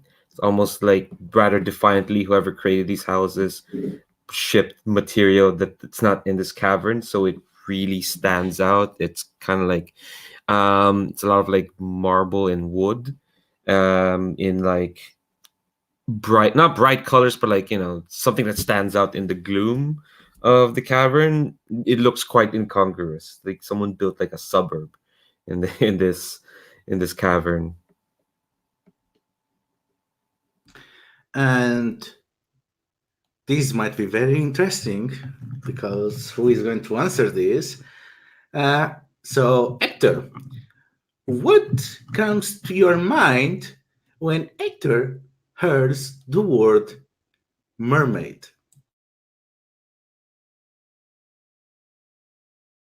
I think Hector is from somewhere from the desert, like Nevada or something. Right, there is a sort of a neon thingy blinking light, like it's maybe a casino or a nightclub or something, or maybe it's just a Starbucks. There they have a mermaid, so it's more of a symbol, but I think it's more the neon thing, like blinking and kind of flickering. Yeah, and some of the inhabitants of this village, they seem almost like those neon mermaids or symbol mermaids come to life. You see one of them that it seems bright out like the Starbucks mermaid just walked out, and another is literally glowing, this cartoonesque vision of a mermaid. And they seem to be going out with their life alongside the pool. Judith.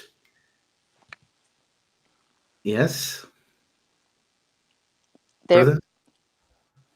I'm so hesitant to do this. I feel like I'm going to regret it. But did I recall in the book that you're supposed to mention if you think something would be significant to your character's memories?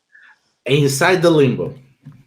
Okay, great. We are No still need not to inside the talk limbo. about that But yes, right now, yes, then. that is something important that we need to talk about. Yeah. So there is a thing when you enter a limbo, because every limbo has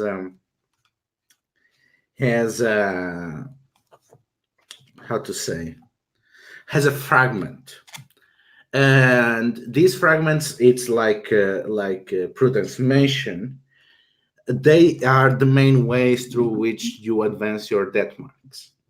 So if there is something that you think evokes the memories of your characters, you can just name a fragment. You say what that fragment is and what it means to you, and then you get resonance and you play through a break, which is basically reliving a memory.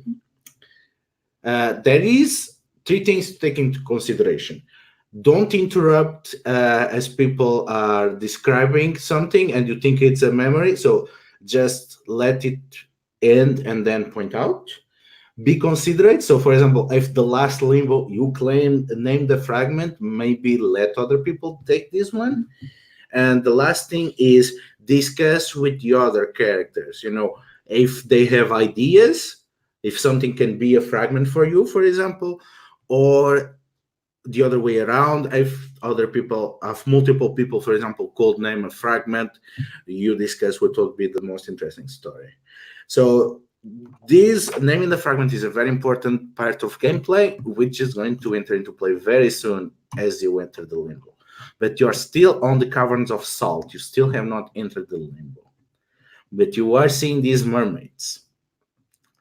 And I have to ask Judith, what among these merfolk and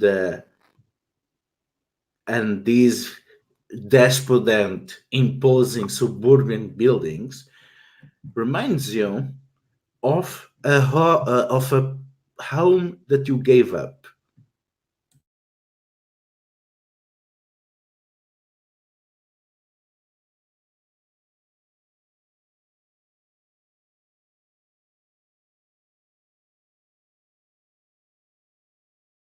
I'm really struggling with that because I don't think suburban buildings fit into my character concept at all. No, not really. How about, okay, let's ignore that. I'll ask Prudence something else and then come back to Judith.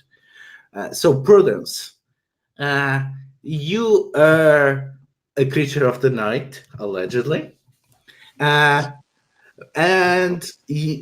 you were from what is essentially a coastal region. What is a tale about mermaids that you grow up hearing? Well, I lived in a very puritanical society. So any supernatural creatures would have been described as like beings doing the devil's work. But since I was also described as a being doing the devil's work, I'm probably sympathetic to that sort of thing. But that would be my memory, is that they are evil creatures of the sea that must be avoided because they would lure presumably just men because of sexist stereotypes.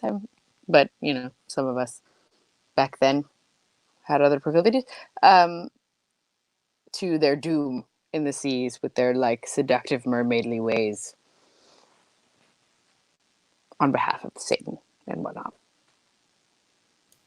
So, since you have this vision of mermaids as tempting individuals, alluring, and which you feel kinship with, so you find some of them particularly attractive. So, how about you describe one of them that you find especially sinfully alluring? This game is going to be the death of me this morning.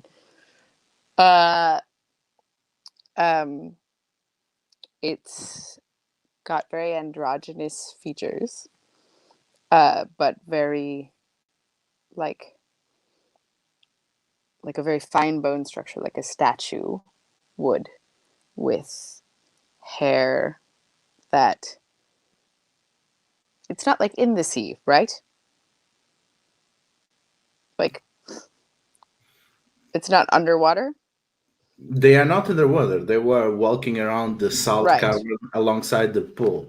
Despite being okay, just making sure. Okay. Yeah, there So are it's got pool, like when the tide retreats, that you have pools of trapped salt water. There are a bunch of those around, and they occasionally come in and splash on that. So yeah, I think that it's like androgynous, but really finely featured with long flowing hair that continues to sort of float beautifully as though it were underwater, even though they are in the air. And it looks like the hair is very silky and the skin is very soft. Sort of this ethereal and sensual being of some sort is what I'm imagining. And Judith, as you get closer to these buildings, these weird suburban style buildings, and you look closer to the pool itself, it looked dark, but it is not blackness. It just the sheer concentration of blue within is so strong that it seems to twist light. But there is darkness within the pool. Even as it seems to ripple something, you see massive volcanic obsidian gates that, as if they were closing the pool, as if if you were to dive, you will just be in front of these massive gates. What is an object of obsidian that seems somehow important for your memories?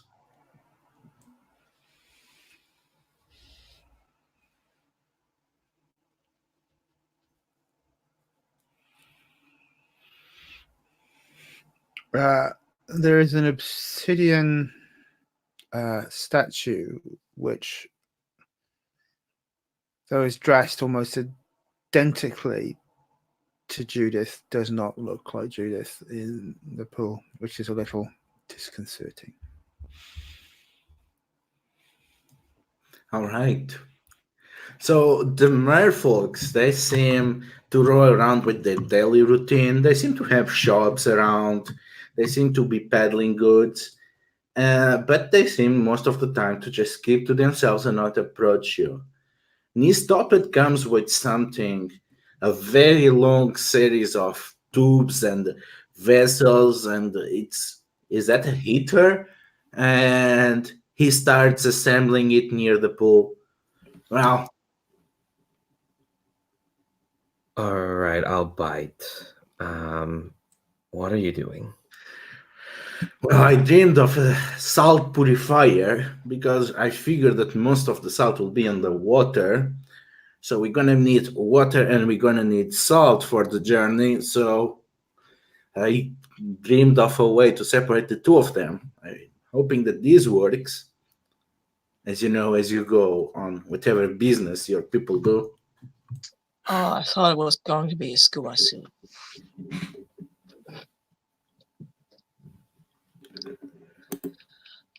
So how does this work? We just jump into the pool and dive and then somehow end up somewhere else? Or what's the scope here?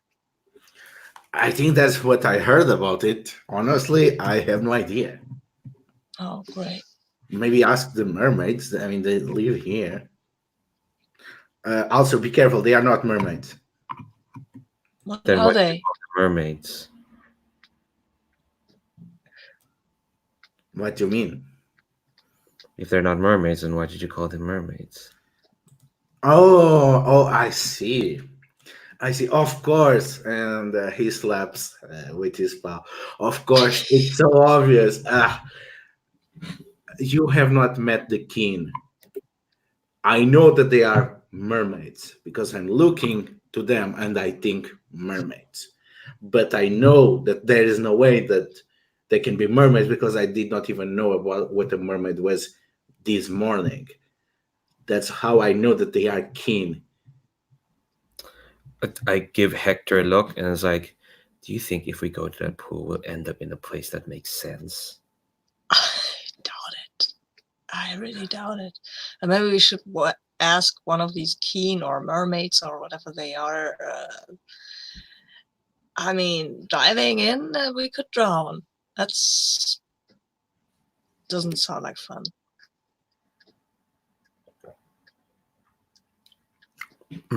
Took a bad time to take a drink there. Yeah, that sounds about right. As much as I'd like to just get this over with. Let's go question a mermaid. I can't believe I just said that. So what does the mermaid you approach looks like? She has green hair, I guess. And she looks a bit like Ariel. So you approach Green Ariel, and she smiles at you with pearly teeth, and she crosses her hands. Oh, how delightful visitors! We have not had them for quite a while. Yeah, hi. I think we need to go into the pool and dive down there to get somewhere else. Do you have any idea how we do that? Oh, that should be easy. You just step out inside. That's the easy part. But What's the hard part? well, the hard part is you are not built for what is on the other side. I'm sorry, are you human? Yeah. Oh, good. That means that you don't need to breathe, and you will not be crushed by the pressures. We're dead. We don't need to breathe. Right. I get it. Mhm, mhm. Yeah, but its friction is still going to be a problem. And she points at the gun.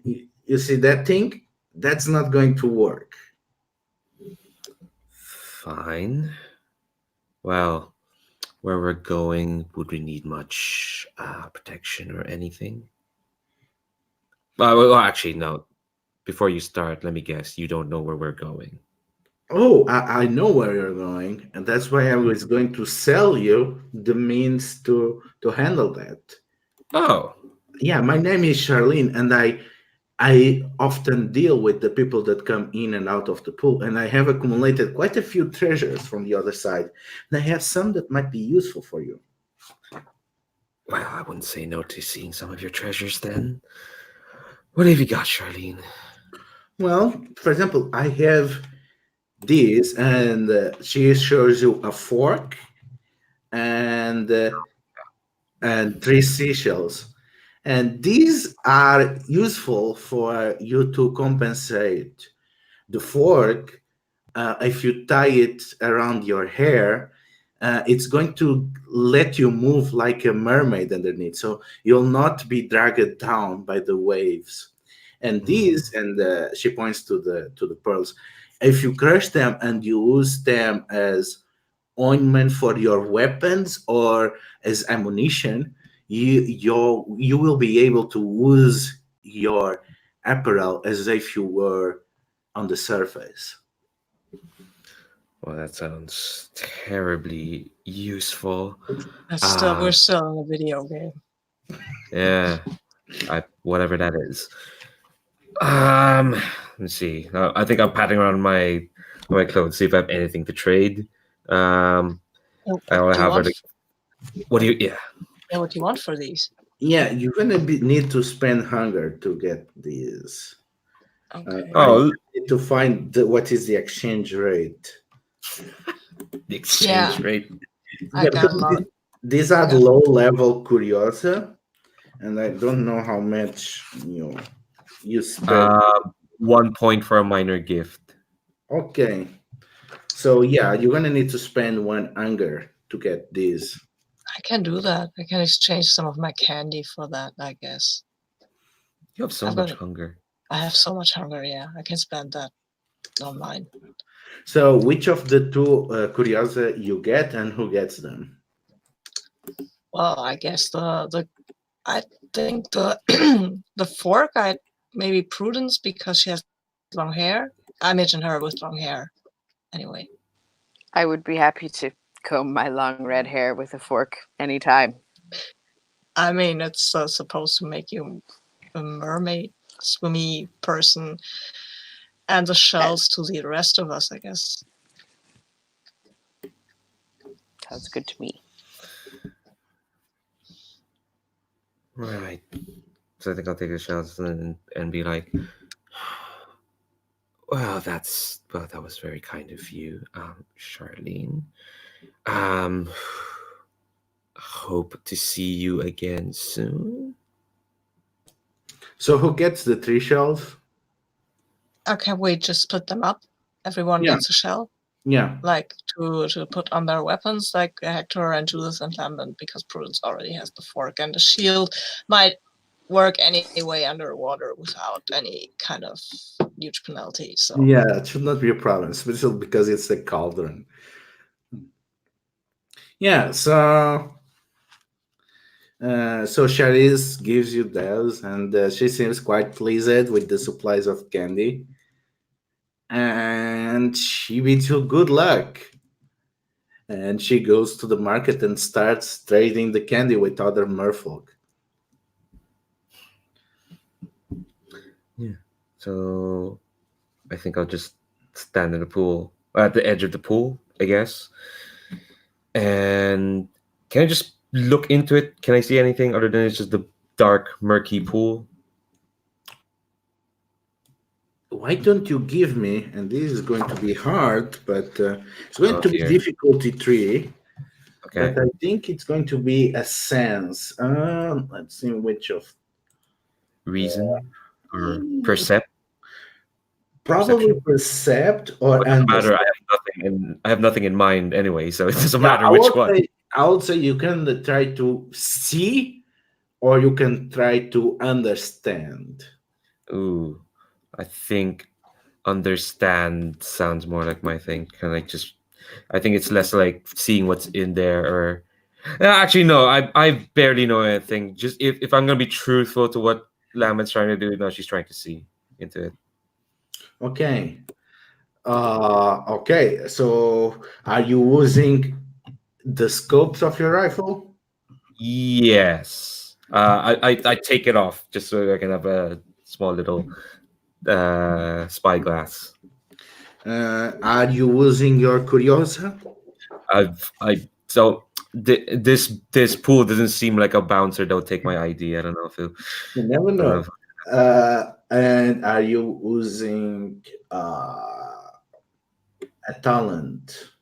I don't think my vehicle would be of any use as it can't swim. No, so I think that's just 3 dice. Okay, so that's going to be really hard because the difficulty is 3. I have some lucidity to spend. Okay, go ahead. Okay, so that's 2 successes. Actually, you know what? I'm gonna not succeed. I'm gonna choose instead. And and I know what happens when you don't succeed. Things go Yeah, worse. Also, you get XP. Oh, I get XP. That's one thing as well. So you mark 1 XP. So you mark an XP on mind. Yes. If I remember correctly, there's a choice. You can either things could go worse, or you can choose to suffer a memory, right? Yes. So you can choose the memory. So you lose 1 point of will. Will. Yeah, will is really bad to lose. Yeah, but I have 5. No one has 5 anything in Do this. you want to lose will for this? Look. We only have 2 more sessions. I'd like to uncover a memory or so. And this is going to be in the worst way. I know suffering a memory means I get knocked out. You don't get XP if you suffer a memory. Oh, you don't. Well, I Yeah, still want the memory. I don't really mind not getting XP. I just want the memory. Okay, so this is going to be bad because it's going to be a really bad break. So you are looking there, and you see the gates opening before your eyes, and you see the obsidian statue of Not Judith, and you see something wrapped around the belly of the statue, and you follow that and you see murky, what seems to be like massive tentacles stretching, and the end of the tentacles seem to open into shark mouths, and it is a head that is like a twisted head of a human warped with a ray, and it seems blind until it suddenly opens an enormous malignant eye and stares back at you, and you fall unconscious and you get a break. So what memory has awakened by this? Oh, I said I want suffer memory, then I realized, oh, do I have a memory in me? Okay, I think this is. I'm standing at the parapets of a castle. It's dusk. The sky is this brilliant twilight orange as it slips into night. And I could see in the distance, this teeming forest that in that moment, I think I could see, like, it feels like I know every path through it, every like step, every like way into the forest. Like if I go into the forest, I would not lose myself. And at the edge of the forest, I could see these big camps of men and women lighting fires and unshucking equipment, and they start chopping the forest down. Actually, no. I hear a voice behind me. This like soft, almost like matronly voice, just go, "Are you sure you want to see this?" And without even thinking, Lambent says, "Yes, I have to see this. I have to say goodbye to all of it." And the camp start chopping the forest down. And I think the memory stretches on for a while, but it's just Lambent watching the forest get torn to pieces. And it's like a montage of, it feels it's like a montage of memories. Every twilight, Lambent stands on this parapet and watches as more and more of the forest gets chopped down.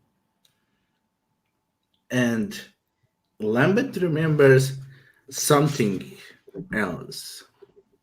As this montage goes over and over, there's something dying inside of them. Every tree that is felled. What is withering away? Do Lambert even knows?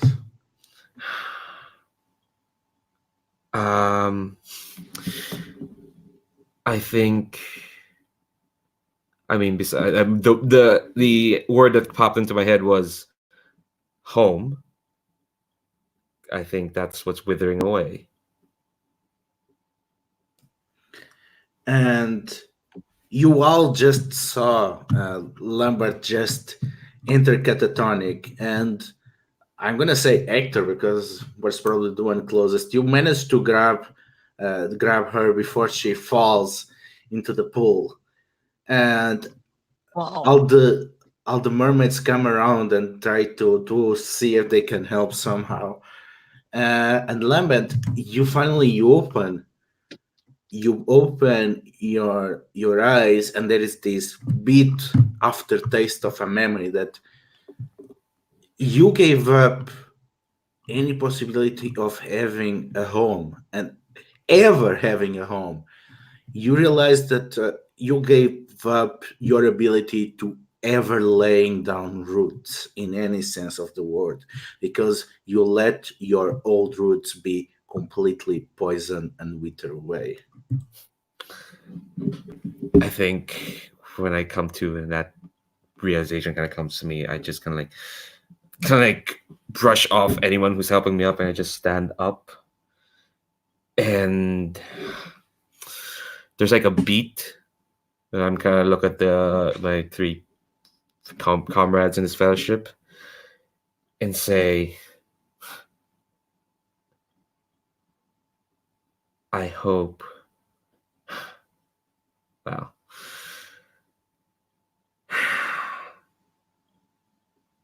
I hope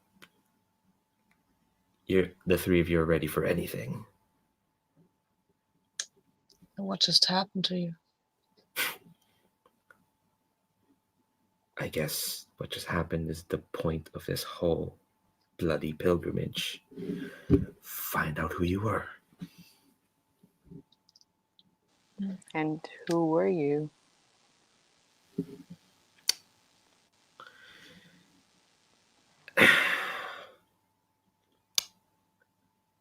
As far as I can tell, someone not great. I think I'll turn around and like walk back to the pool. You don't see the eye, you don't see the tentacle anywhere. You only see the gate and the statue.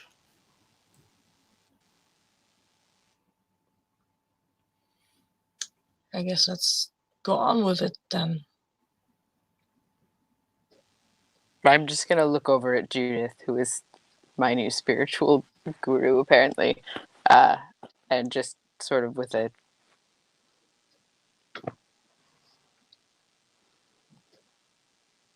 And I'll take a step into the water.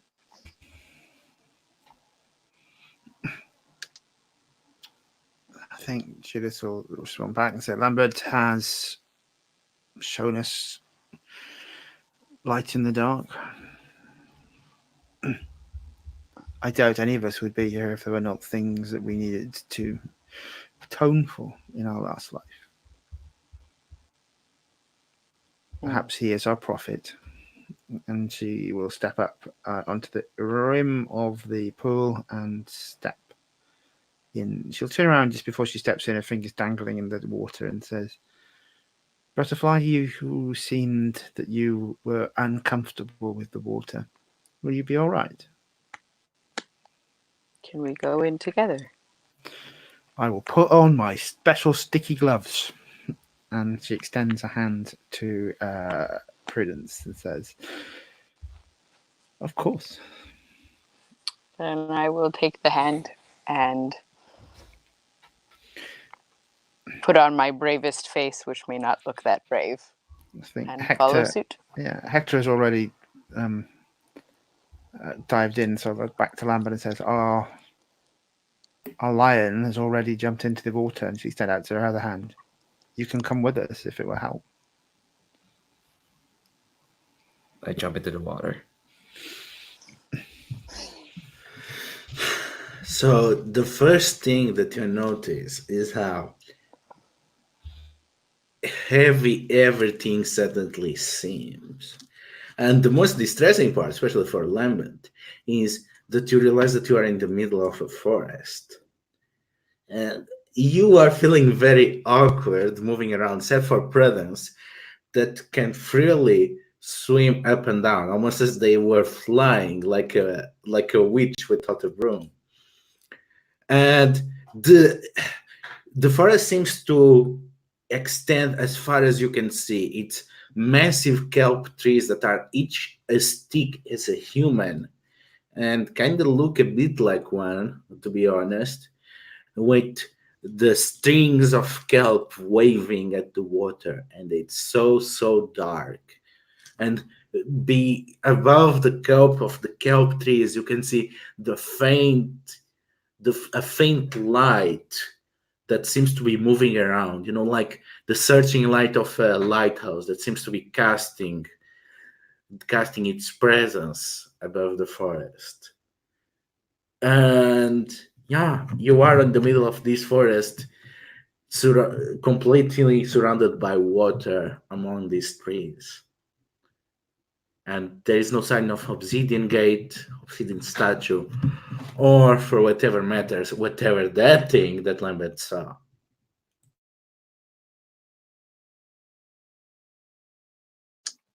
Okay, I guess. We're in the water. We're not drowning. We're not getting... Hello, memory, come back.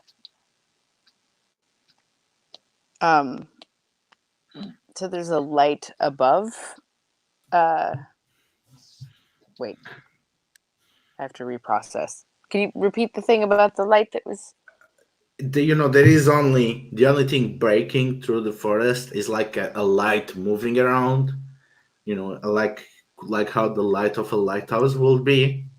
Lighthouse, that's what you said. Okay. Yeah.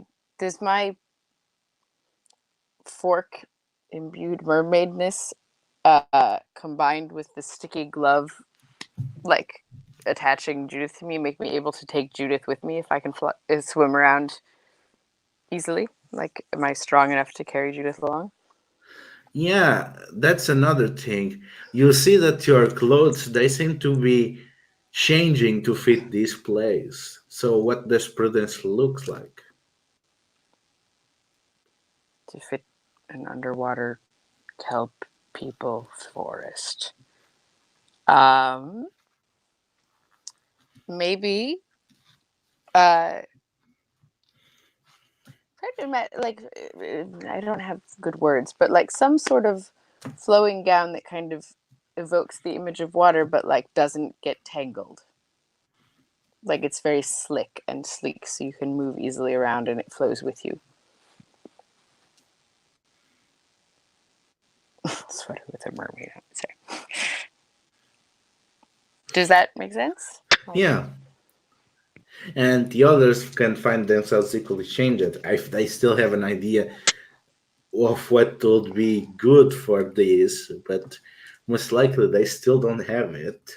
So I'm gonna give you time. So yeah, you are able to move freely compared to the others, while the others are clinging down to the bottom of the forest. You are able to swim freely. To try to risk to breach the waterline. Well, what I'm thinking is, so Judith had this sticky glove, right? And we held hands. So I have, unless I want to, like I have Judith's hand and can keep it. Mm-hmm. So you want to pull Judith with you? Am I strong enough to possibly pull Judith? Maybe. How about we try to see that? So this is going to be difficulty 3, and you are trying to. It's more endurance than anything. So I would say that you're trying to withstand. Okay. So yeah. So are you using your cauldron? Actually, I would love to use my cauldron here. How? Like as far as I can tell, we're in Ursula's sea witch forest bit anyway. So a cauldron is exactly right. I would like to. What could someone use to make things lighter in water? What could I conjure? Thoughts. Everyone help. Quick. It's early in the morning. That's true, unless you want to release me. But don't, because I'm going to take you to the lighthouse. Air. Like It's just big bubbles of air. Put us in bubbles of like, something. can I create like a giant bubble and put us all in it? I could say that you summon your empty cauldron, and there is this big bubble, with this thick, slow bubble of air that is going to come out of the cauldron block and lift you up. So you also. Sorry, go ahead. So you get 1 dice from that. You also are using a Curiosa, so you get 1 dice. And are you using any of your talents? I mean, it's just to manifest something someone else wants. So I guess, I mean, like we all probably want to not be on the stuck on the bottom of the forest, but I don't think that that's probably what the talent means. So it's difficulty 3, and you're rolling 5 dice. It sounds like it's gonna work, and yet. All right. 1, 2, 3, 4, 5.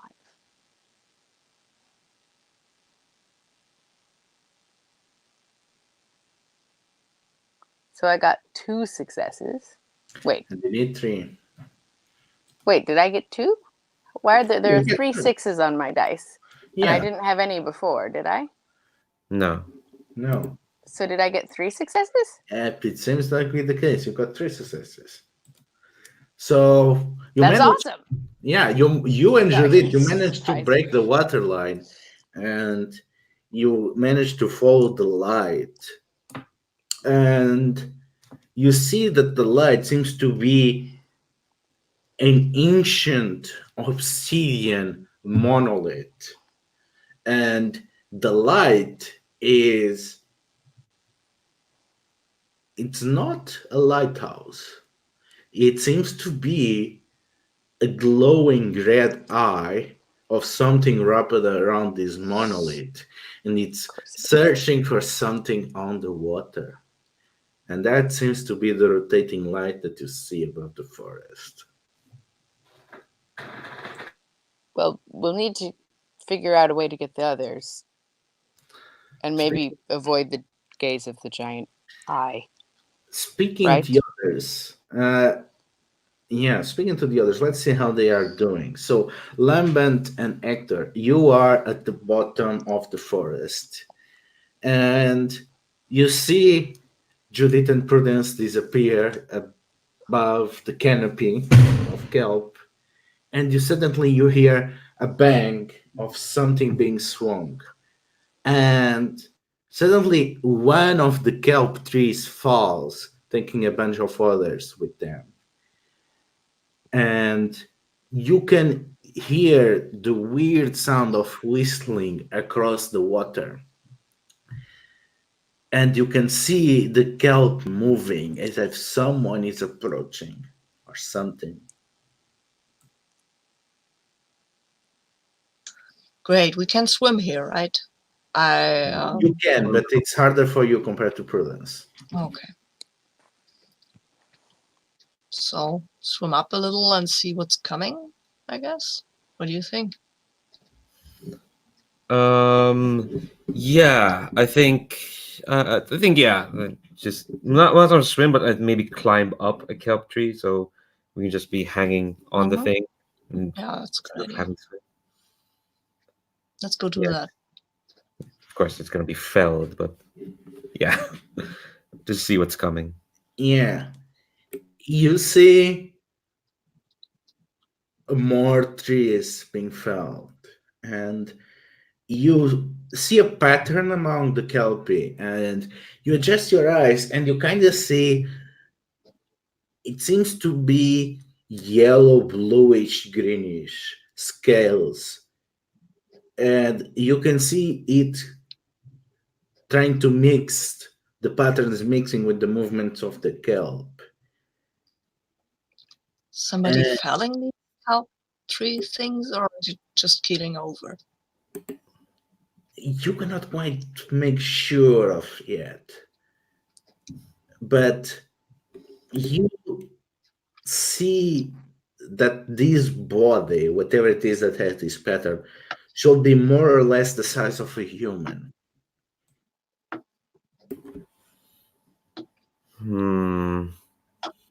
I don't want to try and percept again. Yeah, I would like to try that too, because I want to see who's doing that.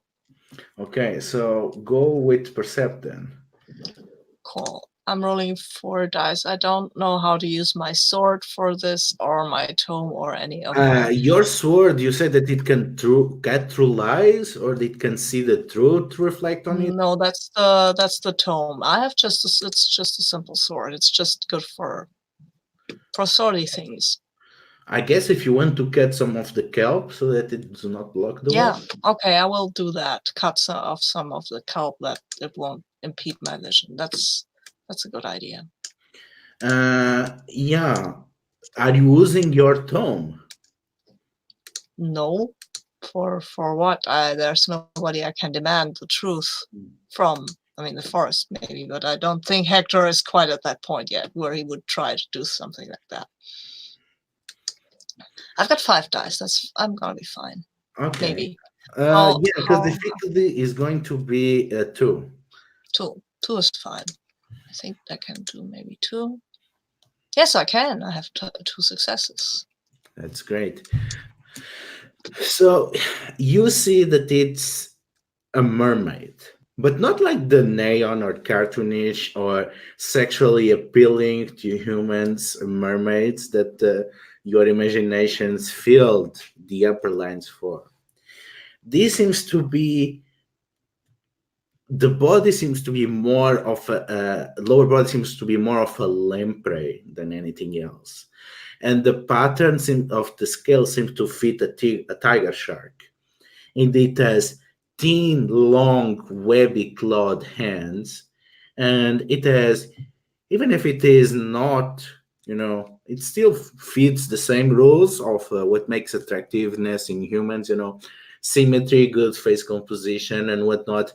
The skull seems somewhat elongated as to make it more, let's say, water dynamic, and it has big, big yellowish eyes, and the mouth, it has transparent lips that let you see row after row after row of sharp shark-like teeth that only end up on the sides with more needle-like ones. And it seems to be running around with what seems to be like a spear and an axe, and seem to be striking the kelp trees on some points and collecting some liquid that seems to be falling from them. Does it seem safe? All right, so I think. Don't think it's safe. All right, I think Lambert then takes out her rifle in the water and whatnot. Yeah. But I don't think we should just shoot it. Well, in my experience, anyone who doesn't have much respect for the forest doesn't have much respect for anything. Yeah, but I don't know. Maybe we should try to talk to it. I guess, you know what? I go try to talk to it and you keep your rifle pointed at it, right? Sounds fair? Fair enough. Okay. So I'll jump down my kelp thingy and try to talk to the lamprey mermaid thing. So, Hector, did your clothes change to fit this environment? Or are they changing now that you see the threats around it? I think they might change a little to something. You know what? I don't think they change. They don't. Maybe they get a little bluer because we're in the sea, but that's about it. They're just clothes. Hector doesn't think much about clothing. So how discreet are you when you approach? I'm not. I'm calling out and calling, "Hey, you! What are you doing?" The mermaid stops and hides behind one of the trees and pokes its head out. And oh, it's just a ghost. What? I'm not a ghost. Oh, maybe I'm a ghost. Okay, fair enough. What are you doing with these trees? Okay, a ghost will not ask that. That's funny. Well, what's a ghost to you then? You know, one of the pale ones, the drowned ones, also. You don't seem bloated at all. I'm not Ghost? drowned. Nothing.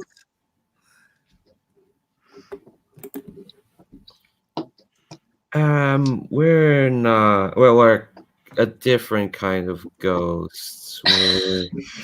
We're. I guess you could say we're on a journey of some sort. We're here to find ourselves.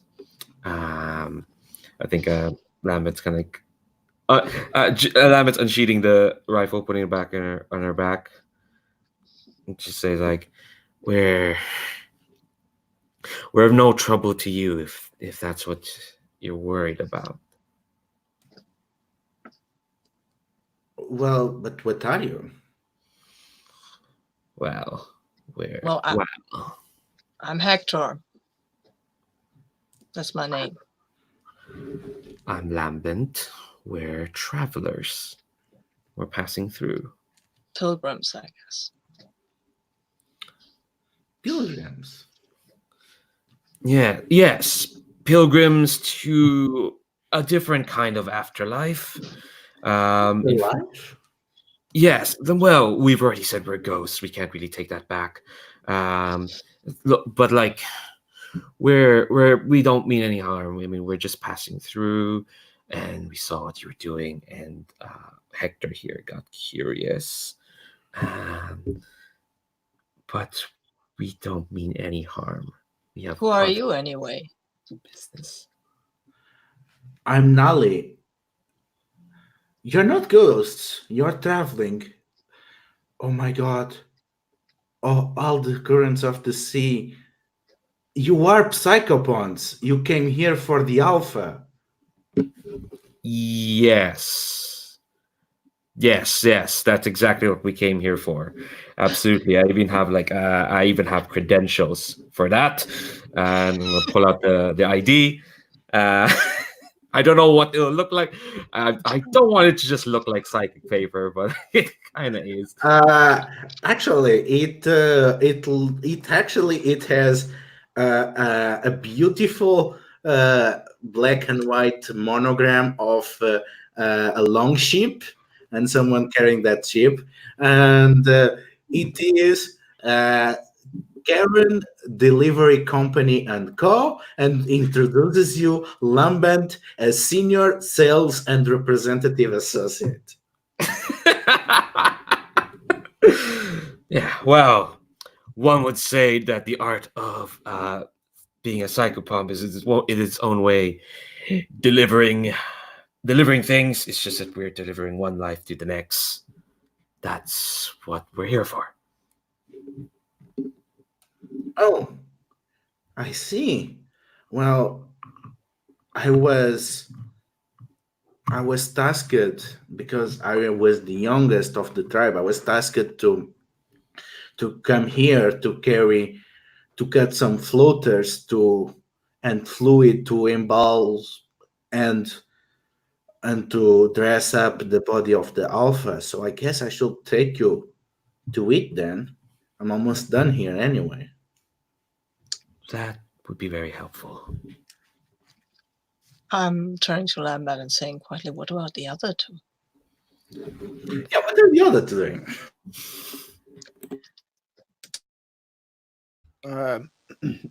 They can talk to their strange mermaid creature. I think Judith is going straight towards the statue. Unless Judith has like pried her hand away, I am clinging desperately to it in terror of everything about this place. It is quite decent. It's going to be quite the swim. Are you sure about that? I'm sure there's something weird in that. So yes, I'm heading towards it. Definitely. What is Prudence doing to that? I think I'm probably actually, if that's what Judith's intention is, leading the swim with my like superior swimming powers, continuing to hold Judith's hand, right? Because like that's what makes it easier for us to move, and because I'm terrified, sort of two birds, one stone sort of thing. And I think just trying not to think too much, like just clinging to the hand and swimming, and not thinking about any of this horrible place. Judith will know. Judith always knows. So soon you'll leave the forest behind, and then all you can see is dark water and the eye. And I think we're gonna finish for today as we see the light of the light approaching you as you are swimming towards the monolith. Okay, so end of session and move. Okay, so did any of you carry the weight of a break into the game and was affected by the memory? I know one of you did. So Lambert is going to get that. Was challenged on something that they considered integral to their character. Oh, this one is complicated. So let's go and ask everyone one by one, starting on Hector. Were you challenged on something character defining? Yeah, I guess these snakes with their manifest destiny and slavery and stuff, and I think that standing up for the oppressed and for justice, that's for Hector something character defining. Yeah, definitely. You get XP from that. Prudence. Where do I put down XP on this character thing? I have no idea. On advancement, you have Uh-huh. different types of boxes for body, mind, and soul. Cool. And where do I put it then? You can put this XP. You can put in any of them. Oh, okay, cool. Like Leandra did. You can see how he did on his mind. Also, you get another new one. No, wait, it was this one because you choose the break. Prudence. Was I challenged? Was my character challenged? Is that the question? Yeah. Yeah. Like pretty much every second of this whole experience, but also directly by Judith in a number of ways, and shield using cauldron things and jumping into a pool of horrible water when her biggest fear was pools of horrible water. I mean, definitely. So so you get XP on that. And Judith. Don't know. I think I spent more time challenging other people than necessarily challenging myself. She self-appointed herself as a spiritual advisor, but I'm not sure if that counts.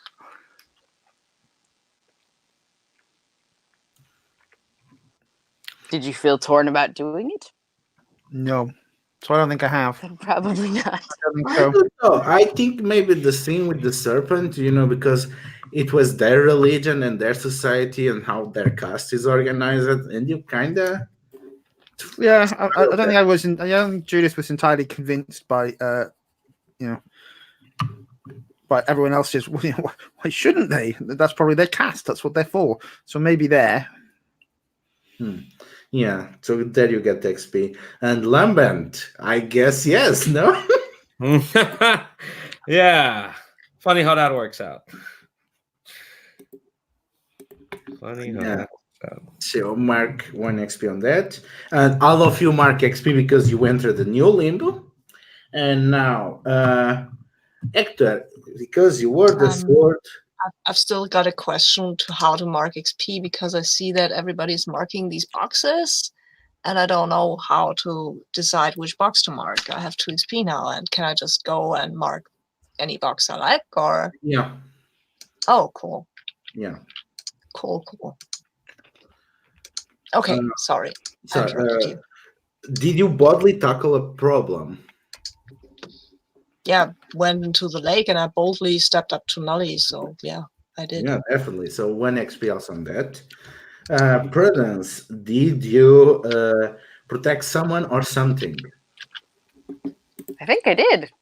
I freed the dragon and I offered my sweater and asked about the bears and things, and I think other stuff. I'm like overwhelmed. This session was very scary, but I think I did. Yeah, so you get 1 XP from that too.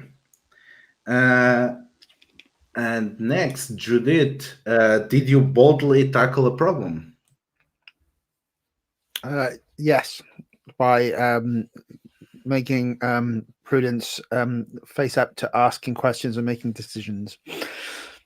Yeah, so also mark XP on that. And Lambent, did you cleverly use skills to their advantage? By skills, you mean driving really, really well? Yeah. So yeah. Okay, so those are the end of session moves. So let's do some quick stars and wishes. Do you want to explain how to use those XP? Oh yeah. Okay, the math I'm reading, but I'm still not making sense on the brain. So you spend XP equal to your current rating plus linked core rating.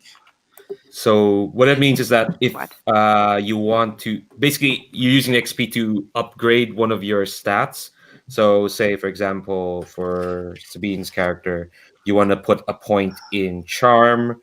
You need to spend, the number of points you need to spend is your current rating plus the killing core rate. So your current rating is 0 in charm, and your core rating is 2. So you need to spend 2 soul points to bump that up to a 1. So I only have 1 box per thing. Do I just need to make more boxes? Yes. Okay. So I just filled the only 3 I had, but I I could be allocating them all to one thing. Yeah. Ah. Can someone make me some boxes? I'll do that. It's insert checkbox, but there you go. I'm on a phone. It's hard. Thank you. Yeah, that's true. Yeah, that is a bit weird. So because then if you are actually good at the core, it's harder for you to get help. Yeah, I was thinking I'm pretty sure I'm getting these wrong, but yeah, I'm also getting the same conclusion that you are. Okay, so that's the expenditure, how you spend XP. And okay, stars and wishes. So let's start on reverse order now on the screen. Let's start with Leandro. Stars. Yeah.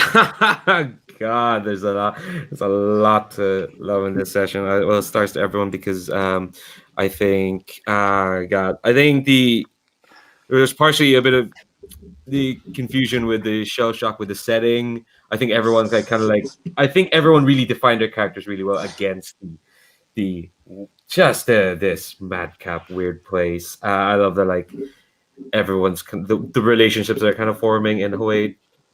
Everyone's just how stark they are. Like I know Ludo threw out the words "manifest destiny" to catch someone out, and I'm glad it was Hector who did that in character. Anyways, like wait, no, fuck off. What is this? You're talking. You're talking colonizer talk. I like that. I really like that. I love this relationship between Judith and Prudence. In some ways sweet, in some ways creepy, which is the best. Well, not the best kind of relationship. That's a stupid thing. That's a weird thing to say. But really weird thing to say. But yeah, no, I love how you're quite proactive in like just making that. And Prudence seems terribly sweet, and just like just little things like offering the sweater in the middle of this carriage chase. Well, it's cold. Yeah, I guess it was cold. Well, the dragon was belching fire at us, but yeah, it's cold. But like, I also freed the dragon. Oh, that is true. That is terribly true. Yeah, but I love the instinct was like, no, I want to keep the sweater. And Ludo again, having this weird Baroque setting for everyone to like play off against. Well, that comes from you, and I think it's really helping define folks. And yeah, and I mean, I was worried because I got 2 hours of sleep last night, I think. And then I didn't have an excuse. I think I stayed up to watch Inception for some reason. I don't know why. But yeah, no, this is great. Thanks very much, folks. Dave? Stars to everybody. I think for finding the characters' voices and stepping out with real this is right, this is wrong sort of voices. I thought that was nice. We sort of feel that everyone's characters feel more shaped today. But especially star to for Pearl for being my willing victim in being a slightly aloof religious leader. Hard, I think.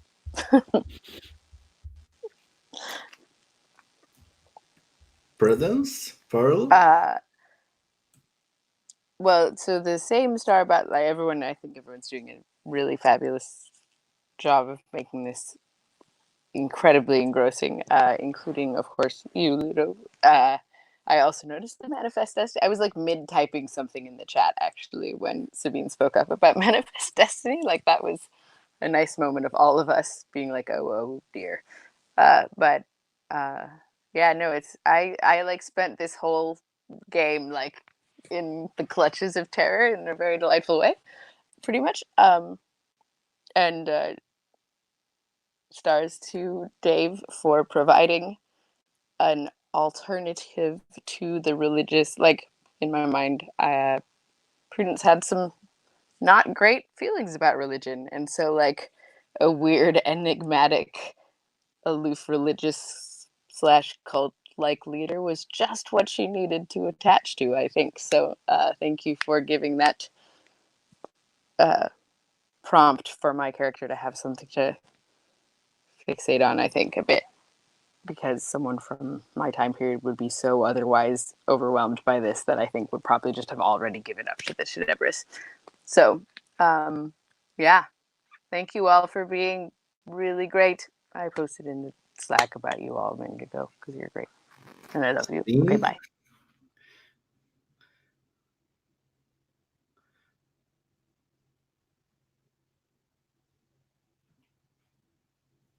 Sabine. Oh, right, it's my turn. Sorry, I was I was waiting for whatever. Yeah, stars. All of you get stars for your characters who are so strange and so feel so real. Because I mean, I love Prudence with her morality from a long time ago, and the butterfly thing that Judith introduced. And Judith is quite the enigmatic cult leader, I guess. I don't think Hector trusts her one bit. But okay, and I think he's come around with Lambert because she's snarky, but okay. She seems, yeah, like driving that car. Hello, I'm back there.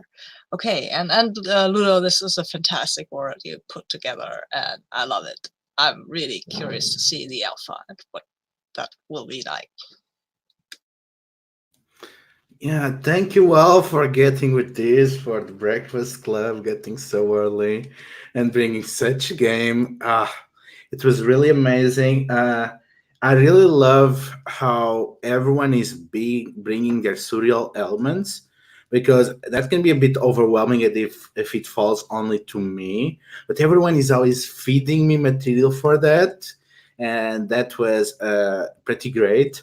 And I really loved how everyone was very quick on the draw when they got the massive red flag about the Nagin and their empire. And I was really delighted to see the reactions of the different characters and how they played that. Because, hey, we are not being very subtle, like, how to make it pretty clear that the Nagin are bad news for other people, even if they gonna be helping them all along the way. But it's only because the very same reasons why they are the awful imperialist colonizer people that they are. So yeah, I really loved how everyone reacted to that and really quickly turned the tables on those, and really flow out with the team and call them on their bullshit, which for them is normalized. So it was really top play from all of them. So it was really big star for how you turned that on that table and managed, to not ignore these O's and also, but because the priestess was being so much about dark and light, and you showed that this is how we bring light, and I really love that part. And yeah, so let's now go with wishes on the same order. So Leandro. Yeah, I want to see people experience memories, either by choosing to not get XP and suffer them, or I think what this ties into, like, another wish is like maybe try and squeeze in another limbo, just because you can only have one fragment per limbo. So whoever gets this one, and it won't be me because I just went through a memory, and even though I get nothing out of it except angst apparently. But yeah, I do want, if it's possible, to squeeze in another limbo, because one of the things you get as well when you get resonance and when you get a memory the right ways, you unlock a death mark, and you get cool stuff when you unlock death marks. And seeing all these death marks makes me wish we have we have a couple months of this, but that's what you get. It's the eternal recurring wish. But yeah, if it's possible to squeeze in another limbo, maybe. But I do want to see I want to know what's up with these characters. And I want them to know. And I want to see how they'll respond to that. Dave, you're muted. I echo everything Leandra has just said there. Looking at some of the hooks as we are uncovering memories, I think it would be really, because it's a shorter game, really cool to see if some of these things in our previous lives tie us together in ways we don't quite understand. And I also echo that this is a really interesting game. But I think it's one that probably is going to really benefit from like a couple of months play to unpick things. In the meantime, I'm sure we'll cause chaos. Pearl? Yeah, I would like to see more memories as well. I like tried to have one too early, and then I was too scared to have one afterwards, or to even realize I could. I think for the rest of that scene, but I would love to see more memories. I'm just gonna throw this out there, which I have done before, but I'm doing it more seriously than usual this time. We could choose to have more sessions of this. We are people who could independently schedule more sessions of this game.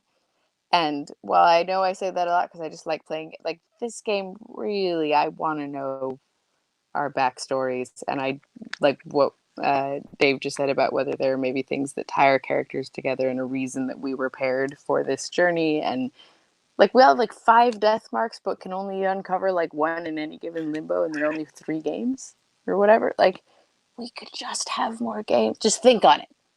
Just think on it between now and whenever. That's my wish, is that everyone would just think on it. Sabine, wishes. Yeah, I'm thinking on it. No, I mean, yeah, more memories. More memories would be awesome.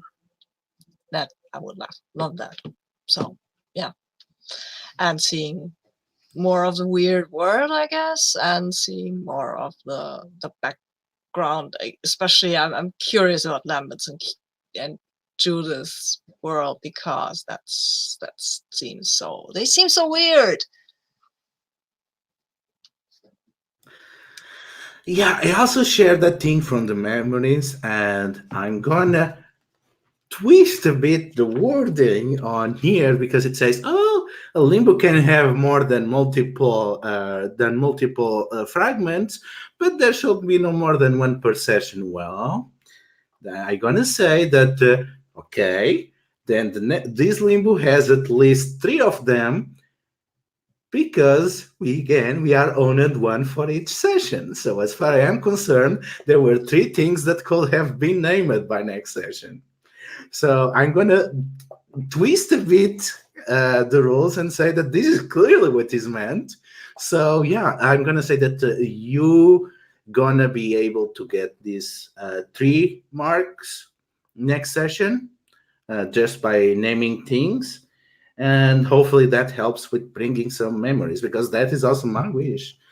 I kind of wish that, and I kind of wish to get into another Limbo. I'm not sure if we're going to manage that one, but let's try. At least let's try have fun in this Mermaid Land. Well, Mermaid Sea, whatever. I feel like your definition of fun and mine are slightly different. Okay, I already took too much of y'all time. Are you okay with me uploading this? Okay, so see you around. Time to get something to bite and maybe sleep. Bye, internet. Bye. See you, Bye. folks. Bye.